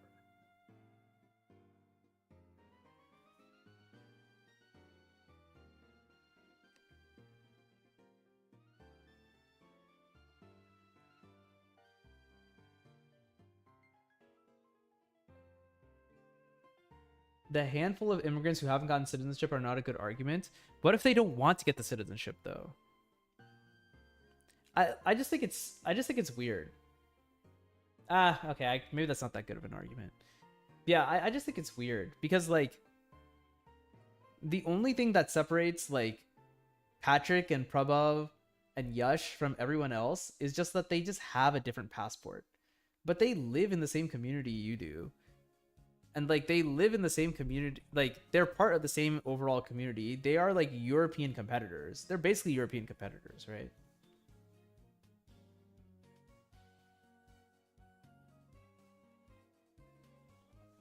Yeah, I think you're right. I think you're right, bots. I think I'm thinking about like how to make like the most the best event for all the competitors who are there and for cubing as a whole. And less so about like what the region wants, which is fair enough.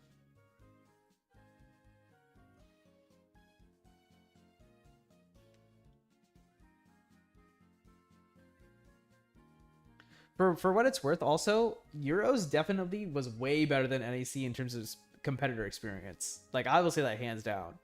Like being at both, staffing at both. Although to be fair, my staffing at NAC was really fun and it was all doing stream stuff, which is very different. Um,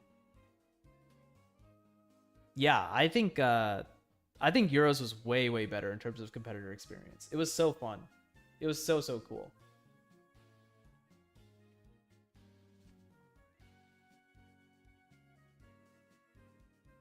As someone who lives in Minneapolis, it was cool to see Timon. Yeah, exactly. Yeah, it's sick.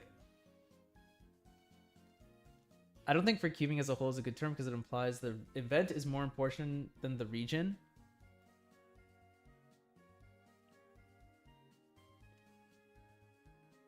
Hmm.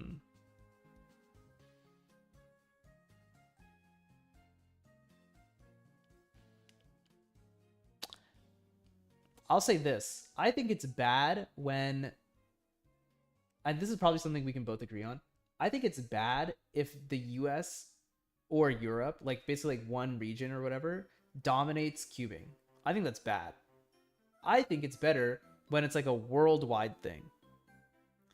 And I think it's better that we can have so many people from so many different countries and so many different parts of the world all like represent and like bond over cubing. I think that is really cool.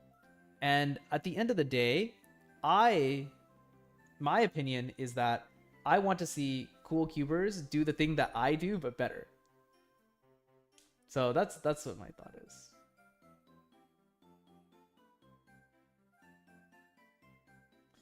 You have German national team press. Yeah, that's the thing. Like, I think this is probably where we differ. Like, I don't think German nationals is for developing German cubing because I think that's what the local competitions are for. I think German nationals is just like a way to bring everyone from the country, for everyone from the entire country together, and say like, yeah, we will recognize like the best German, and whoever the best German is. I think you can have a separate title for that, but I think I don't know. I think at the end of the day, like the prize money should go to whoever like objectively won.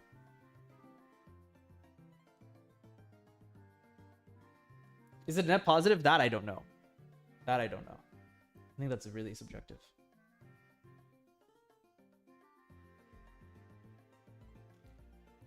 Oh yeah, yeah, what Calcus is saying, I definitely agree. Putting the non-Europeans on the separate stage was like really BM. Like that was really BM. A separate prize pool is not a bad idea. I could see that too. Like this much is like guaranteed to go to like the German competitors. Yeah, I agree. You can make it bigger. Maybe. Maybe. I don't know if my opinion is fully formed on that end.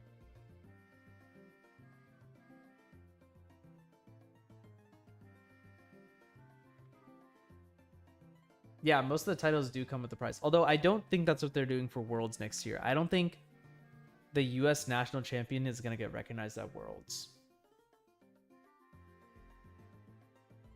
I think they will get the title, but I don't think they actually get any recognition on top of that. I'm not sure. They could definitely decide to do something different.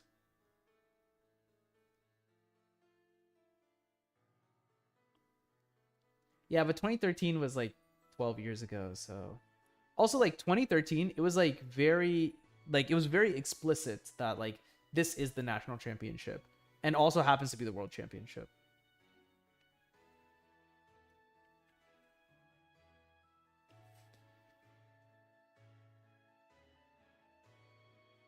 Yeah, I think this is something that I mentioned when I was at Euros too. I think I am kind of okay with like the non-Europeans competing before everyone else. That I have less of an issue with. I think that's probably fine.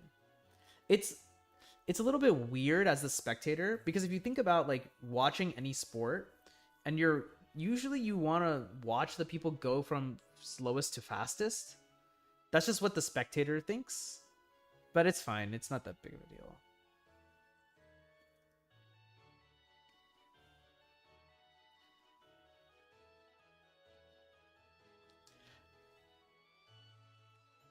This is great, by the way. This is I love this discussion. Even though we don't agree, like I think the fact that we can have this discussion is really fun. I had this discussion with some people at Euros too, and it was actually kind of split, which is really cool. Yeah, yeah. That's I think that's also where I'm leaning towards noob is I'm also leaning towards like how can this like stream be made most interesting and how can like we promote cubing to like everyone who is a non-cuber in particular.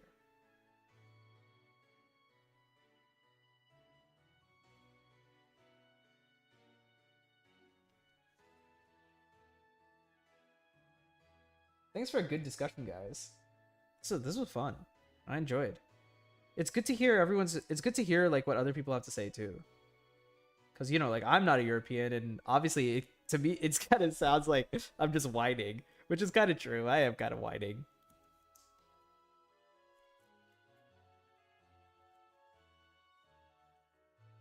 Oh yikes. I messed this up badly. So we all know who definitely did not deserve any prize money at Euros, and that's me. So we can agree on that too, right? I didn't even insert that properly.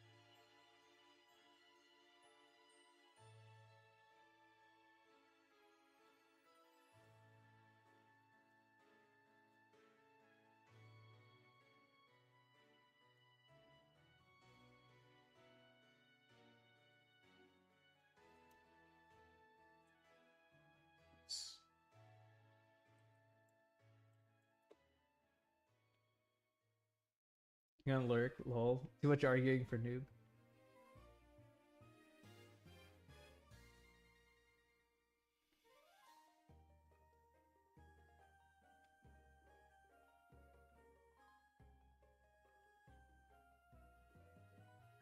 If you have main stage with top 16 and half of them are foreigners, you might not even be able to see the full regional podium. Like, compete? Well, I think you should just be able to see everyone. So I thought it was weird how they, like, had 14 and then 6. Like, I thought that was strange. Like, in my mind, it's almost better to just have 14. Yeah, I just think it's weird. I think, yeah, 14 and 6 was just weird. If they would have done 14 and 14, and, like, they were both, like, centered a little bit better, like, I could see that also. Yeah, it was just strange. Dude, you should. It was fun. It was really fun. Dude, I heard also, like, so this is the first time I heard of this game Plonky, right? But this game seems really hilarious. I really wanted to spectate it, but apparently the police got called. So they had to, like, stop Plonky early, which is hilarious. That's so funny. I met like these two Poles. Simon and oh, what was his name? Piotr. And they were explaining the rules of Flonky, and I was like, this seems hilarious. I should have gone to spectate. It was kind of far from our Airbnb, and I had to wake up early the next day though.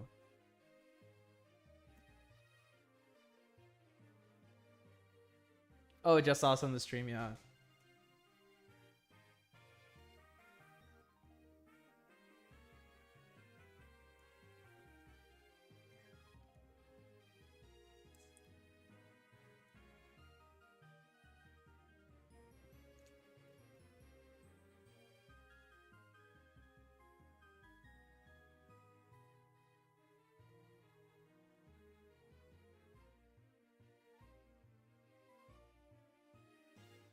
Oh, you know what? I really hope they don't play Flonky at Worlds because they will get arrested. Like, you will actually get arrested for it. You can't have open bottles in public in America.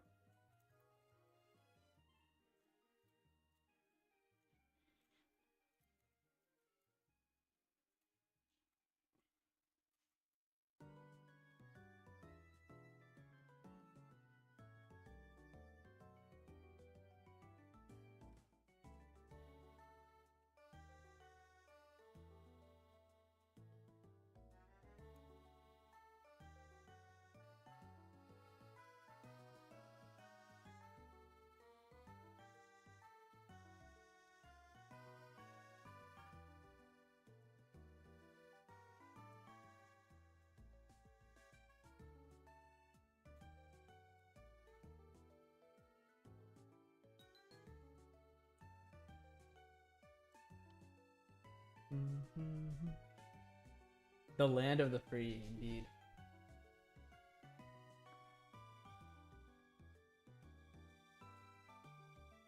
Oh, what is what? Flonky? Okay, the way that it was described to me is that Flonky is like this team game. So you have like two teams, right? And it's a drinking game. So the way it works, if I remember correctly, is like there's like a bottle or something like in the center, and each team basically gets chances to throw a rock at the bottle to knock it over. And when I think what the way it works is that, like, when one team knocks it over, then they can drink, and then the other team is trying to, like, knock the bottle over so that they can drink. It's actually really weird because, like, I feel like the way that it was explained to me is that, like, you're just trying to get drunk as fast as possible. So you want to knock the bottle over so that you keep drinking, something like that. It's just insane.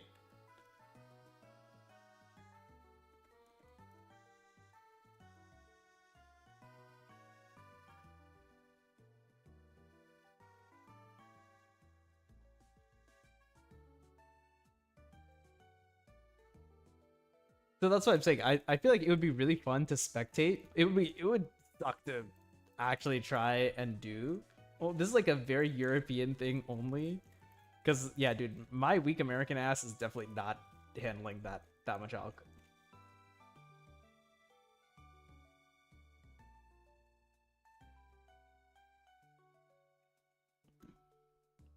Yeah, it's... Well, I don't think you could actually lose. Like, I don't know how you lose. No, no, no, no. You win by finishing the drink. That's what it is. I think you win when all members of your team finish their drinks or something like that.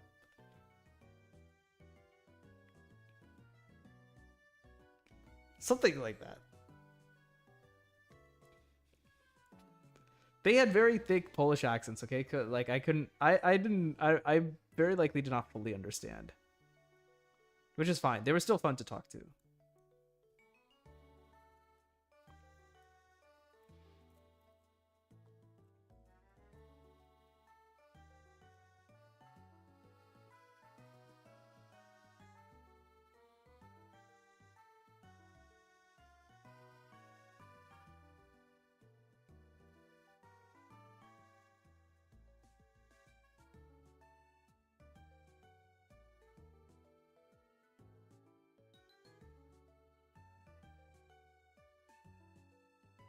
Oh, yikes. That was not actually...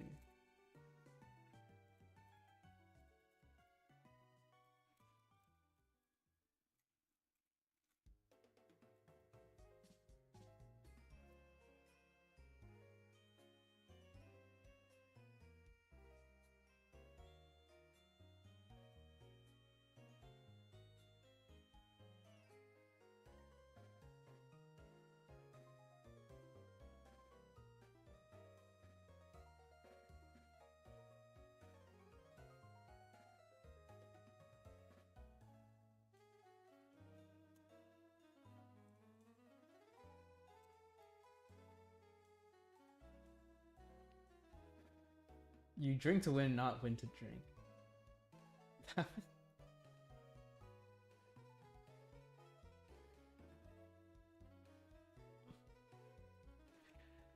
Wait, bot, so your solver also generates random state? I guess because it just reverses it. I guess just what, reverses the solution?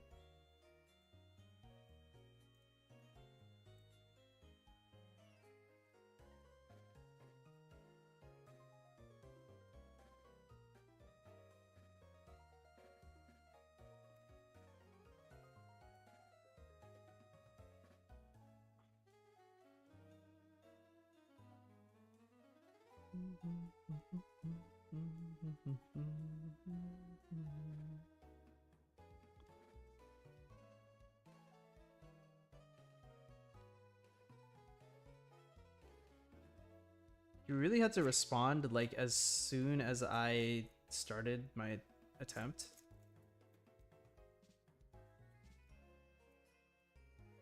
Now I won't be able to respond for like 3 minutes.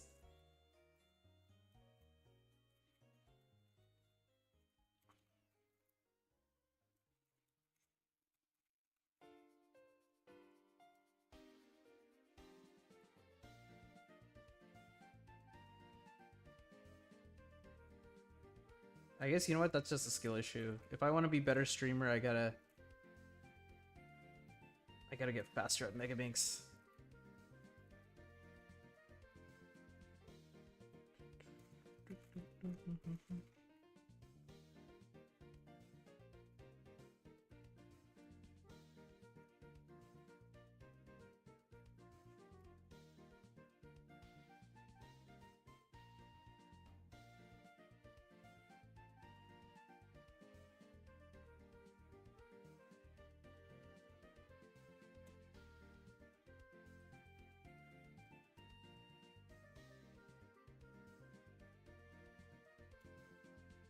You don't even need to reverse it. Solution is also scramble. Oh, duh. I can't believe I didn't think of that. 1 and 10 to the 47, yeah.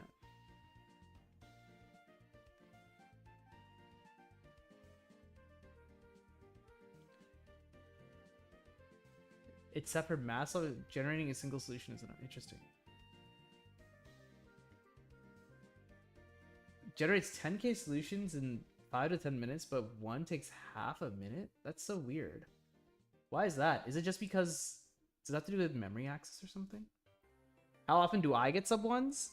I get sub ones from time to time. They aren't like super rare, but they also don't happen that often. A sub one is still like a good solve for me. So before I left for NAC, when I was like really grinding Megaminx a lot, I had like 105, average of 100. And then it was like less, it was more common for me to get, that's wrong. It was more common for me to get sub 1. But ever since NAC, like I've just not been practicing and I just suck. So like out of these 30 solves, I think I've gotten 2 sub 1s in these 30 solves. And it's like roughly right. Maybe a little bit lower than I would expect. But I think I'm also probably overrating myself. One of the tables is a hash map. I see.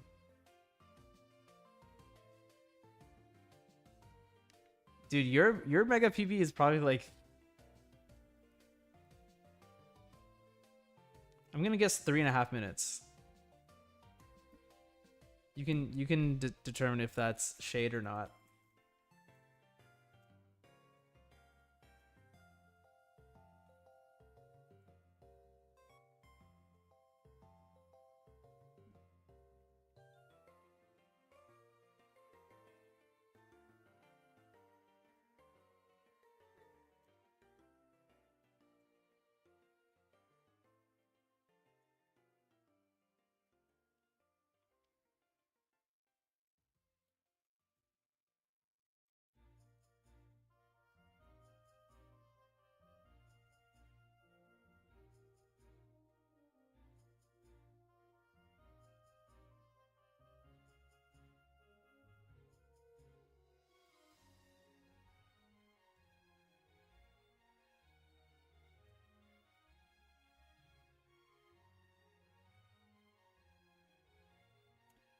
Let's go! Let's go!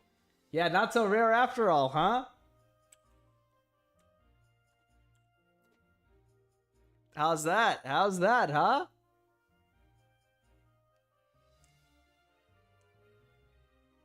Not too bad. Oh, 133? Wait, dude, that's... 133 is not bad. 133 is not bad at all. So the history of me and Megaminx go back, I think, like a decent time, at least 5 years. Basically, summer 2019, I had I was doing an internship.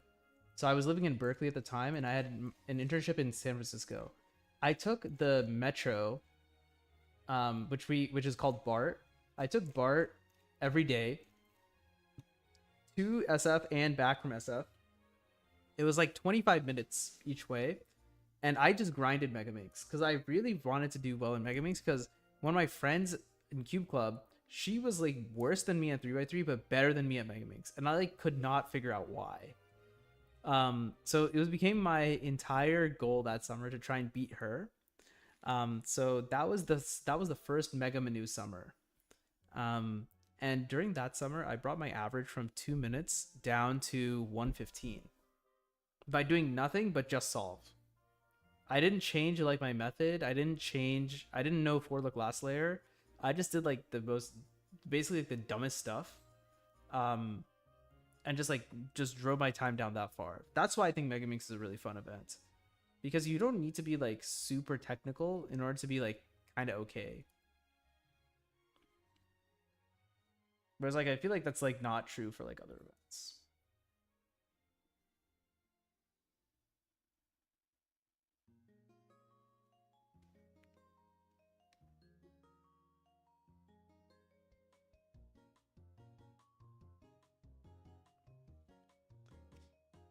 Yeah, BART doesn't have traffic. Anything south of SF, yeah, it's very annoying to get from. Like BART is good. One of the good things that BART has going for it is because BART has good coverage.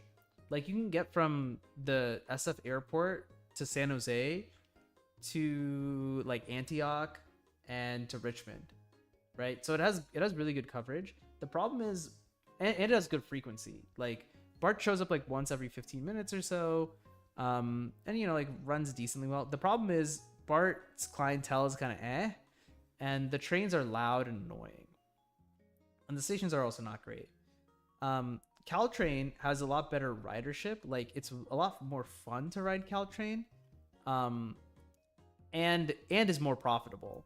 Like it actually like doesn't lose all of its money. And I like the trains. Like the trains themselves are nice. But the problem is Caltrain has terrible coverage and has horrible frequency, especially on weekends. So in my perfect world is like Caltrain BART mix. Oh, and VTA. I forgot about VTA. VTA is just the worst of both. No one uses the VTA because the coverage is just awful. Yeah, my god tier combo is BART, AC Transit, VTA, and Caltrain. They're all just one. And that you can actually get from anywhere, from one place to another in the entire Bay Area. That would be the dream, but it's never gonna happen. Stash's Mega PB. Do you have a 25?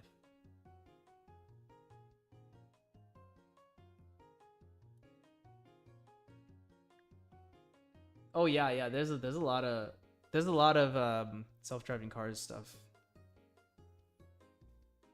It's pretty big in SF.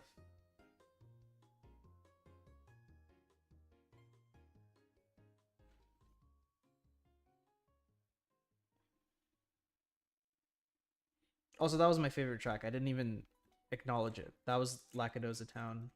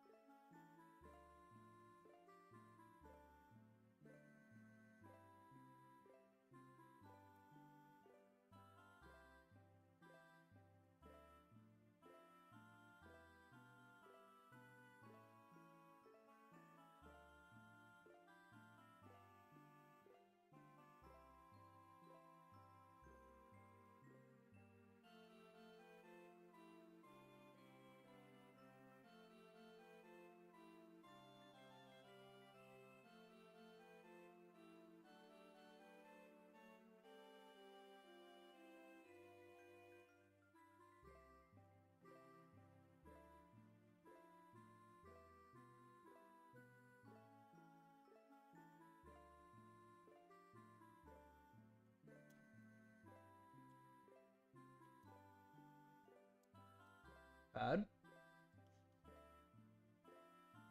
The US needs way more long distance trains. Yes, I agree. I agree.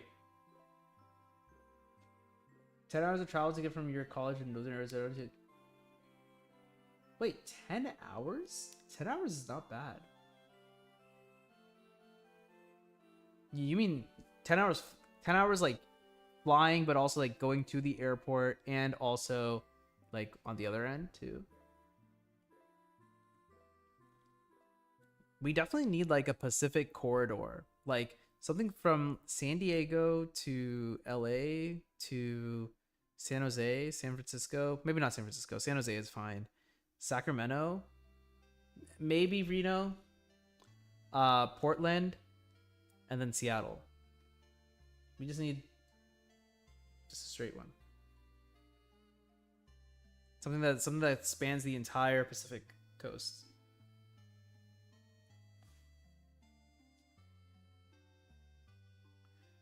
Yeah, you could do Oakland. I mean, Amtrak already stops in Oakland. Oh, to Vancouver. Yeah, that'd be fun. That'd be fun. Yeah, Amtrak already stops in Emeryville, and it also stops in San Jose, and it also stops here in LA. Does that have a? I don't think it has another stop in between. Extend to Las Vegas and Phoenix. Yeah, totally. Well, so I would see like Phoenix going. I would see like Phoenix, Vegas, Phoenix, Phoenix, Vegas, Los Angeles, and San Diego. I could see that as like a little loop, you know. The entire specific only places. You're right. Yeah, we should create the rail network such that it goes all the way to Japan. It's a good idea. Good idea. Add Mexico. We can go to Tijuana, sure. Tijuana, yeah, we go to Tijuana. Yeah, yeah. Let's just throw China in there and everyone else too. So Philippines, Indonesia. Hell, let's just build a train to Hawaii. Why don't we do that?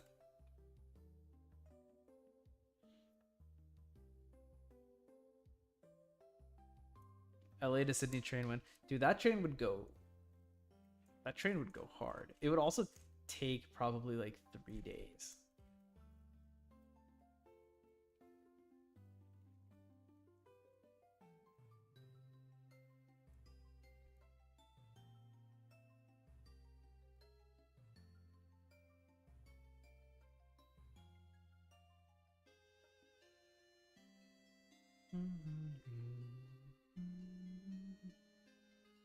I've heard China's trains are good too.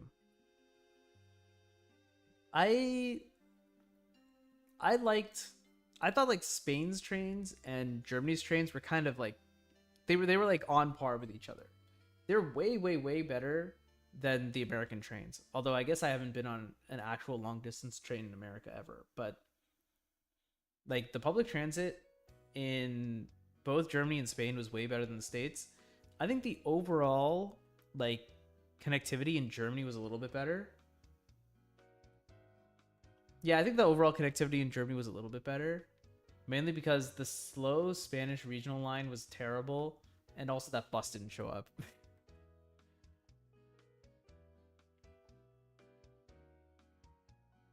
12-lane feeling from New York to London, not a bad idea. I'd fund that. And by I'd fund that, I definitely not fund that.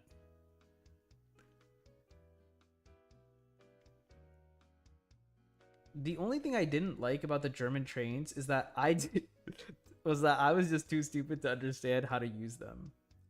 And because of that, I thought I was gonna get kicked off of the train.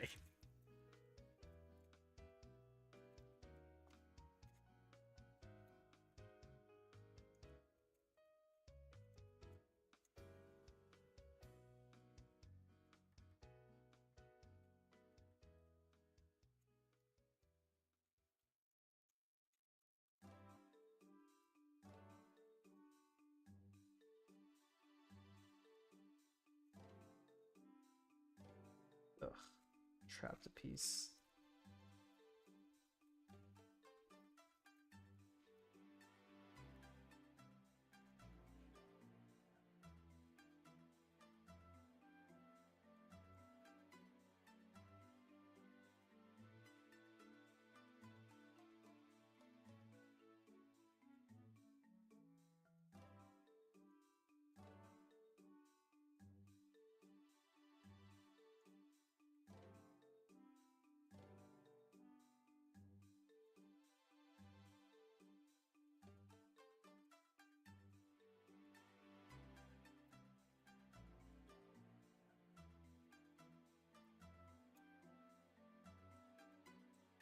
Yeah.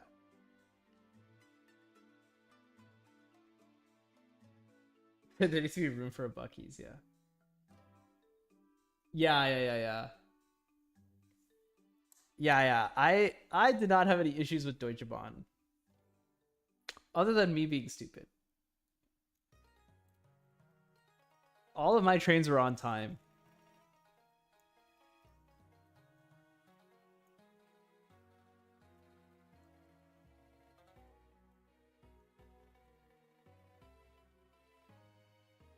I think they were all on time. I guess I missed my first train because my flight got delayed. So I have no idea if that was on time or not.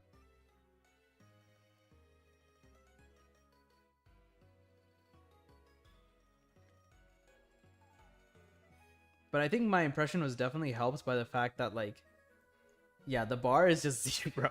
So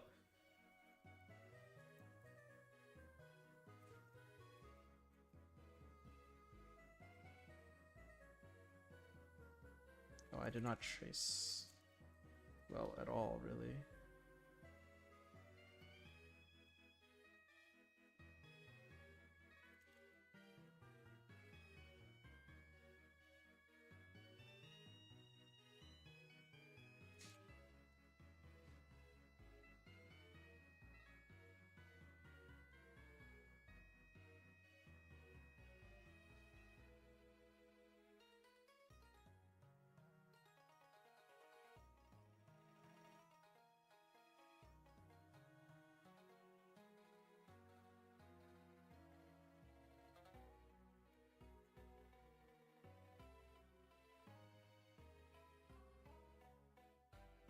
Ah, darn.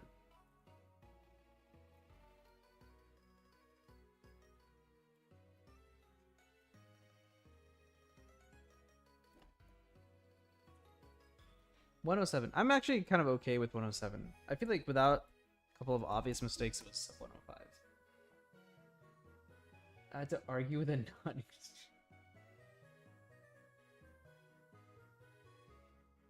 He accused you of drinking. Oh, okay. So this might be a thing that happens in Europe. Okay, because here's another story that from my adventures in Spain. When I was going to Pamplona, so this is before Euros now. From so there's no direct train, right? So I took a train from Barcelona to Zaragoza, and from Zaragoza there was like a slow regional line that went from there to Pamplona. That thing took 3 hours. But while I was on the train, while I was on this slow train, what happened was they were like these three young guys who were on the train, and we're like just going, we're like chugging along through the Spanish countryside. The ticket inspector comes, and he's like scanning everyone's tickets, and when he goes to scan their tickets, they like don't scan, and apparently what had happened was that like those three guys, they had fake tickets, like they like took screenshots or whatever of the tickets, and they didn't have real tickets, something like that. So they stopped the train at like some random platform in the middle of nowhere. Um, and they're like, the ticket officer is like negotiating with them, and they're like just like they're like chit chatting. He's like, yeah, probably he's like, you got to get off the train or something. So at some point, they take those guys off the train, and they're like out. It's also like 100 Fahrenheit, right? So it's like whatever for your European, it's like 40. Um, yeah, so they're out there and they're like arguing with like the ticket inspector. Eventually, the police come, and yeah, you know, everyone else like the train is still stopped. Like we haven't like moved on or anything. We have no explanation as to what's going on. And then the police come and they're just like discussing with like the police or whatever. At some point, the train doors close, and then like the train moves, and everyone in the train is like, "Oh no, like what's going on?" or whatever. Like they were all like very disappointed. And once the train like made some distance, I like asked the guy sitting next to me who knew a little bit of English. I'm like, "So what is going on here? Like why did the train stop for like 20 minutes? Like what happened?" And he said that, you know, those guys, they didn't have the right tickets, but apparently people on the train tried to pay for their tickets just so that they could let them go, because it's in the middle of nowhere in Spain. Like they were just stranded there. Like they would have, I have no idea how they like got out of there, got to their final destination or wherever they were going. Um, so they, so they were just there, and like the people on the train wanted to pay for their ticket because they're like, yeah, it's fine. Like, you know, we'll pay for the ticket. It's okay.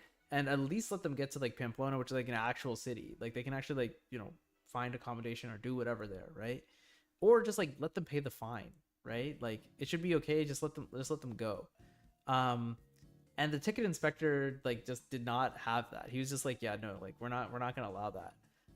So that guy that I was talking to, he was like, yeah, when I get home, I'm gonna file a complaint with the government, and like be like, this was ridiculous, like this was like cruel or whatever, which is, I guess, yeah, they could have flown to Tenerife. uh, on fake tickets as well, maybe. Um, yeah, so that was insane. So our train got delayed for that reason for at least 20 minutes, if not more. Like we didn't get to Pamplona until I think like 11 p.m. It's cool for all the passengers. Yeah, it was pretty rough. And like no one was happy in the end. Like no one got anything out of it.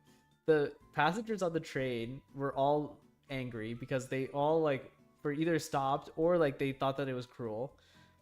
The guys who got kicked out, they just got screwed. They're just in the middle of nowhere. The police, had to go out there and deal with these guys, so they got screwed. The ticket inspector got yelled at, and he was yelling at people. And the government didn't even charge them a fine, I think, in the end. They just ended up just stopping the train, which is nuts. Like, they should have, like, done something. Like, they should have just given them the fine, I think. I think they should have just given them the fine. Or you know what? They should have kicked them out and then maybe also given them the fine there or something like that. I don't know. Ticket guy went out of power trip. Oh, that's hilarious. That's so funny. Ticket guy went out of power trip.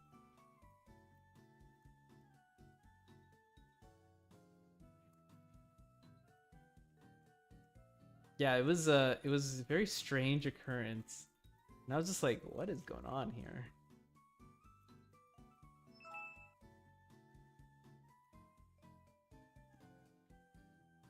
Kick them out, give them a fine, just immediately leave. Yeah, I guess. Polar Express type.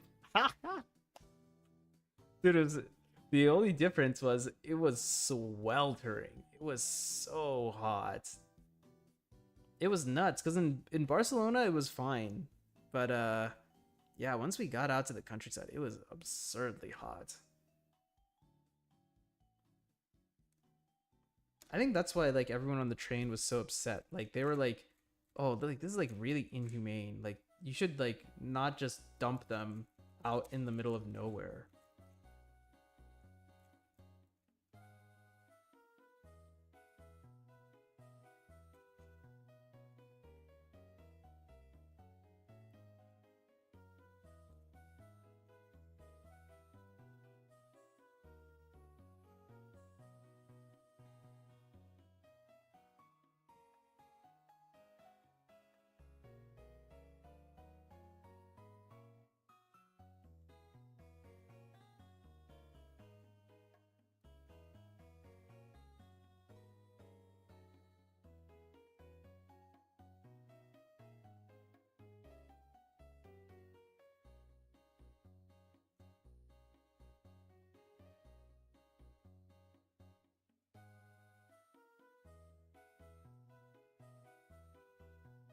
Oh, whoops.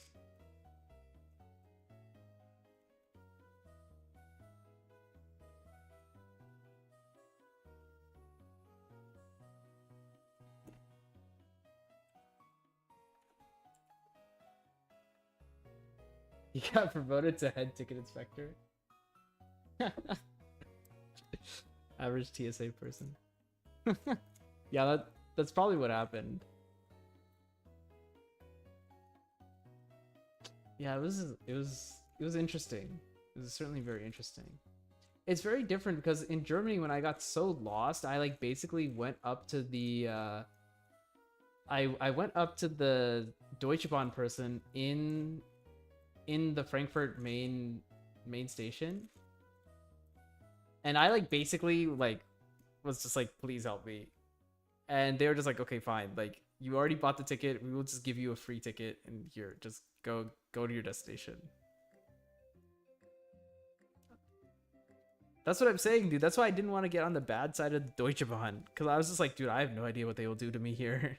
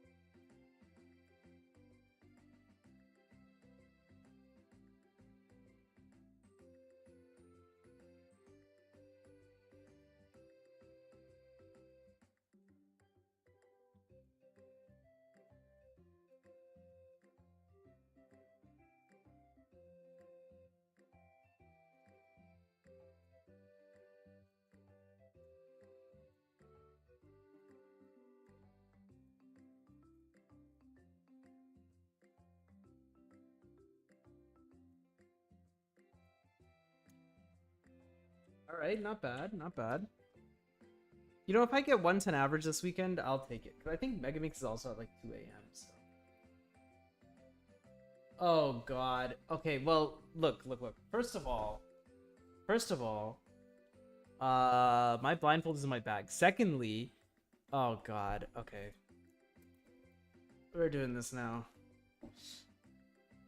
I forgot that I had redemptions on. I can't see the redemptions in my OBS, so. Okay, Jesus Christ, guys. Really? Mean of 3? Okay. You guys signed up. I don't know why you guys want to watch this. This is to your loss. You're just gonna watch some guy like fool around for like 3 minutes, but okay. It's up to you.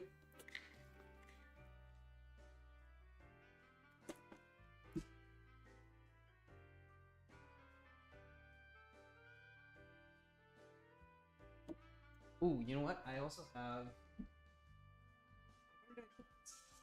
Here it is.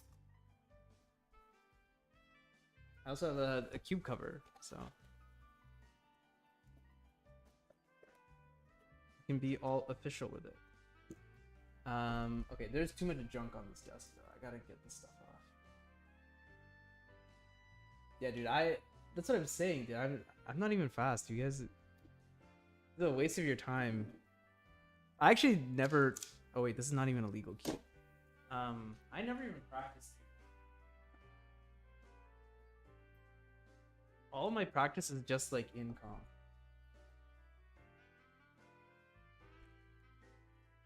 Yeah, I'm pretty slow. I'm pretty slow.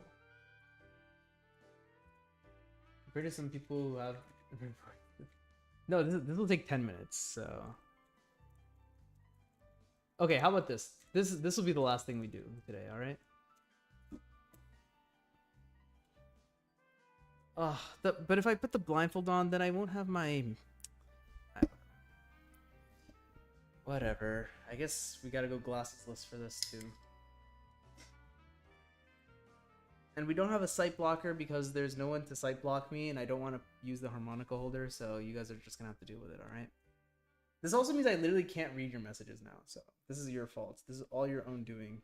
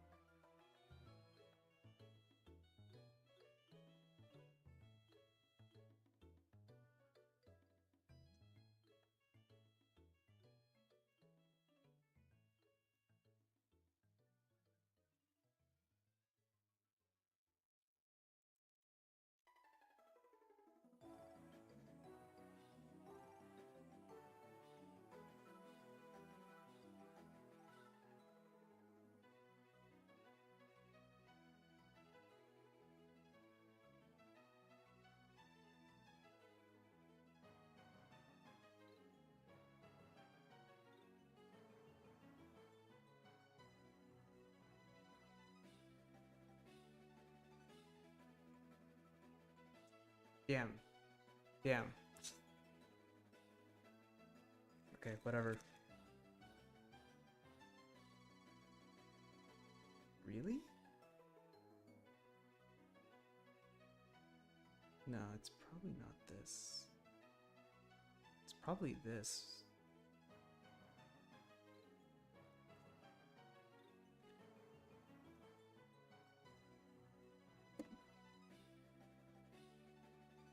Oh, nice. 256? Yeah, that's sounds about right. Not bad.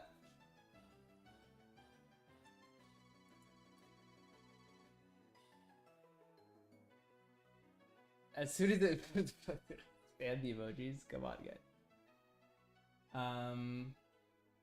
Using harmonica holder at home is psychopathic. I have the harmonica holder. So the reason why I have the harmonica holder is, you know, that for some time there were like people who were like cheating on Twitch and doing like blindfolded like speed runs and stuff. That's why I got the harmonica holder. I was like, dude, if I ever do a stream and I do multi-blind or something, or I do big blind, I don't want people to think I'm cheating. So I'm just gonna do like what we do at comp, you know, like do this, put this there, and then put this there. So that way I wasn't cheating. I'm gonna use it for multi-edit. Brother. Yeah, no, I am slow. That's because I feel like Memo was not very good. Like I had to two pass. So I use I use audio for edges, so it's not very efficient, and sometimes like the sounds are too similar, so I have to like remake the sounds. So it is what it is. All right, I did one of your redemptions now. All right, I also want to put this. I want to put the box over here instead. Hopefully, it's not going to be a bad viewing experience.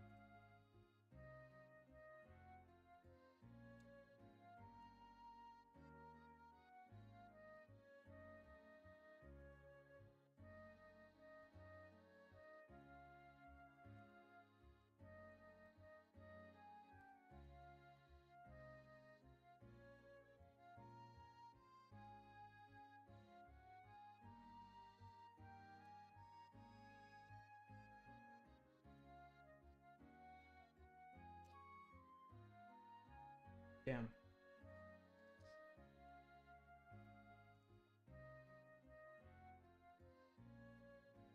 Oh, that sucks. It was probably on.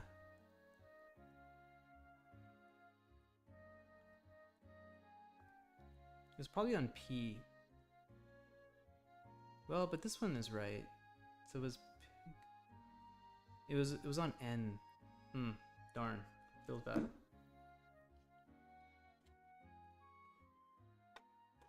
Oh, is that what I did? R3.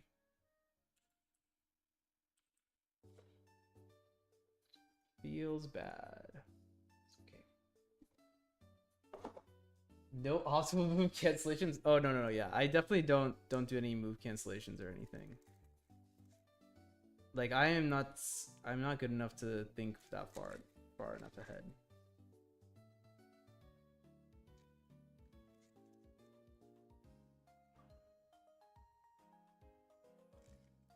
Wait. No, that's a different case.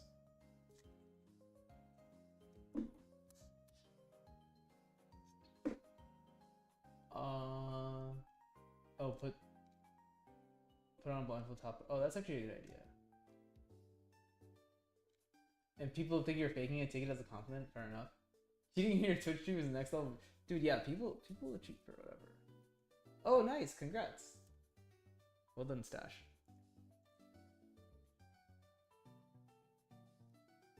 Okay, so I got someone's redeem and I missed someone's redeem. So whoever's redeem I missed, that just means I hate you. Sorry, it sucks to be you. All right, number 3, and then we're ending the stupid stream.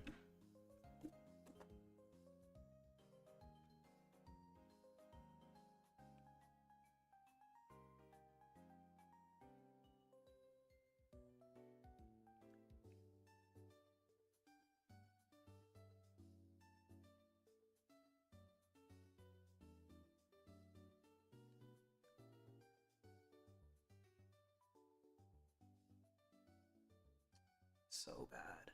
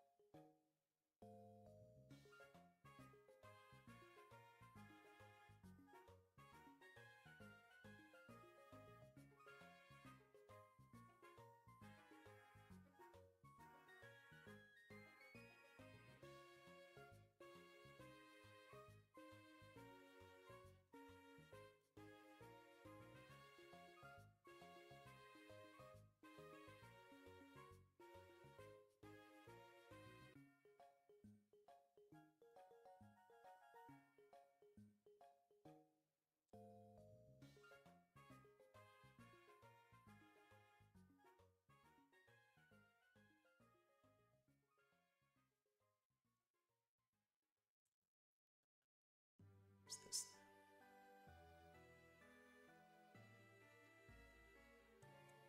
Darn. Not this. This one was flipped like. So that should be fine. Shoot.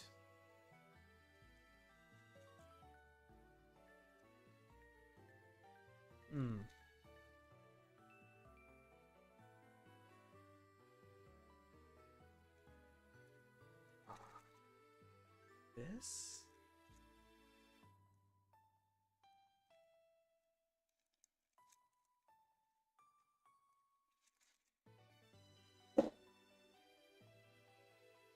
Darn.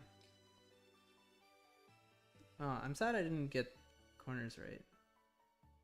What the hell happened here? This is just completely wrong. This is like completely wrong, but also... Okay.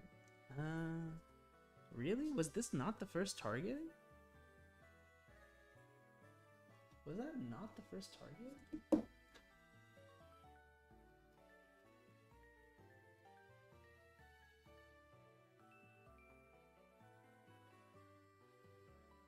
Yeah, right? It was off la. Yeah, off law tax death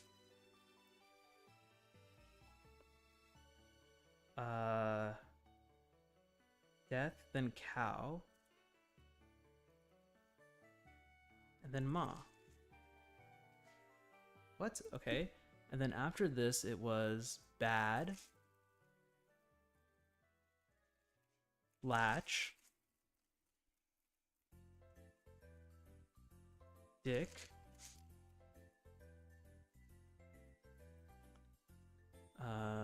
tie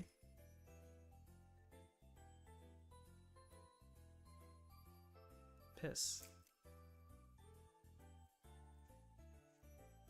What? Is it because I did the twist first? That doesn't make any sense. Weird. I have no idea what happened. Oh, sorry, Ashnever. I missed your redeem. See, it's because you care about 3 blind. That's why I missed your redeem.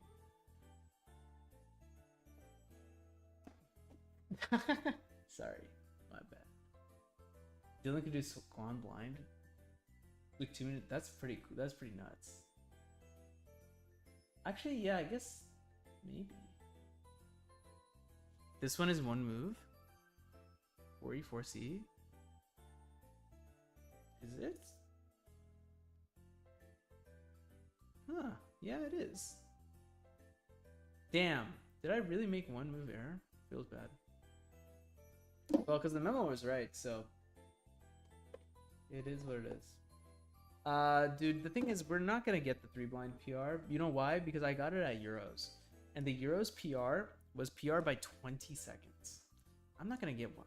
I have like the only other attempt I even have that's like 130 was at Western Champs. So I don't think we're getting that anytime soon. No way. No. Clip that for when I get a PR? Sure, I guess. I mean, there's no way I'm gonna get PR.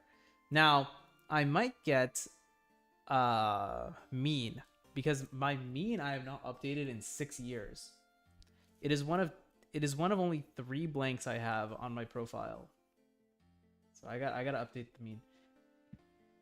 I mean, dude, the scramble I got at Westerns was like a really stupid scramble. I should have put the time. 2:49, not even fast.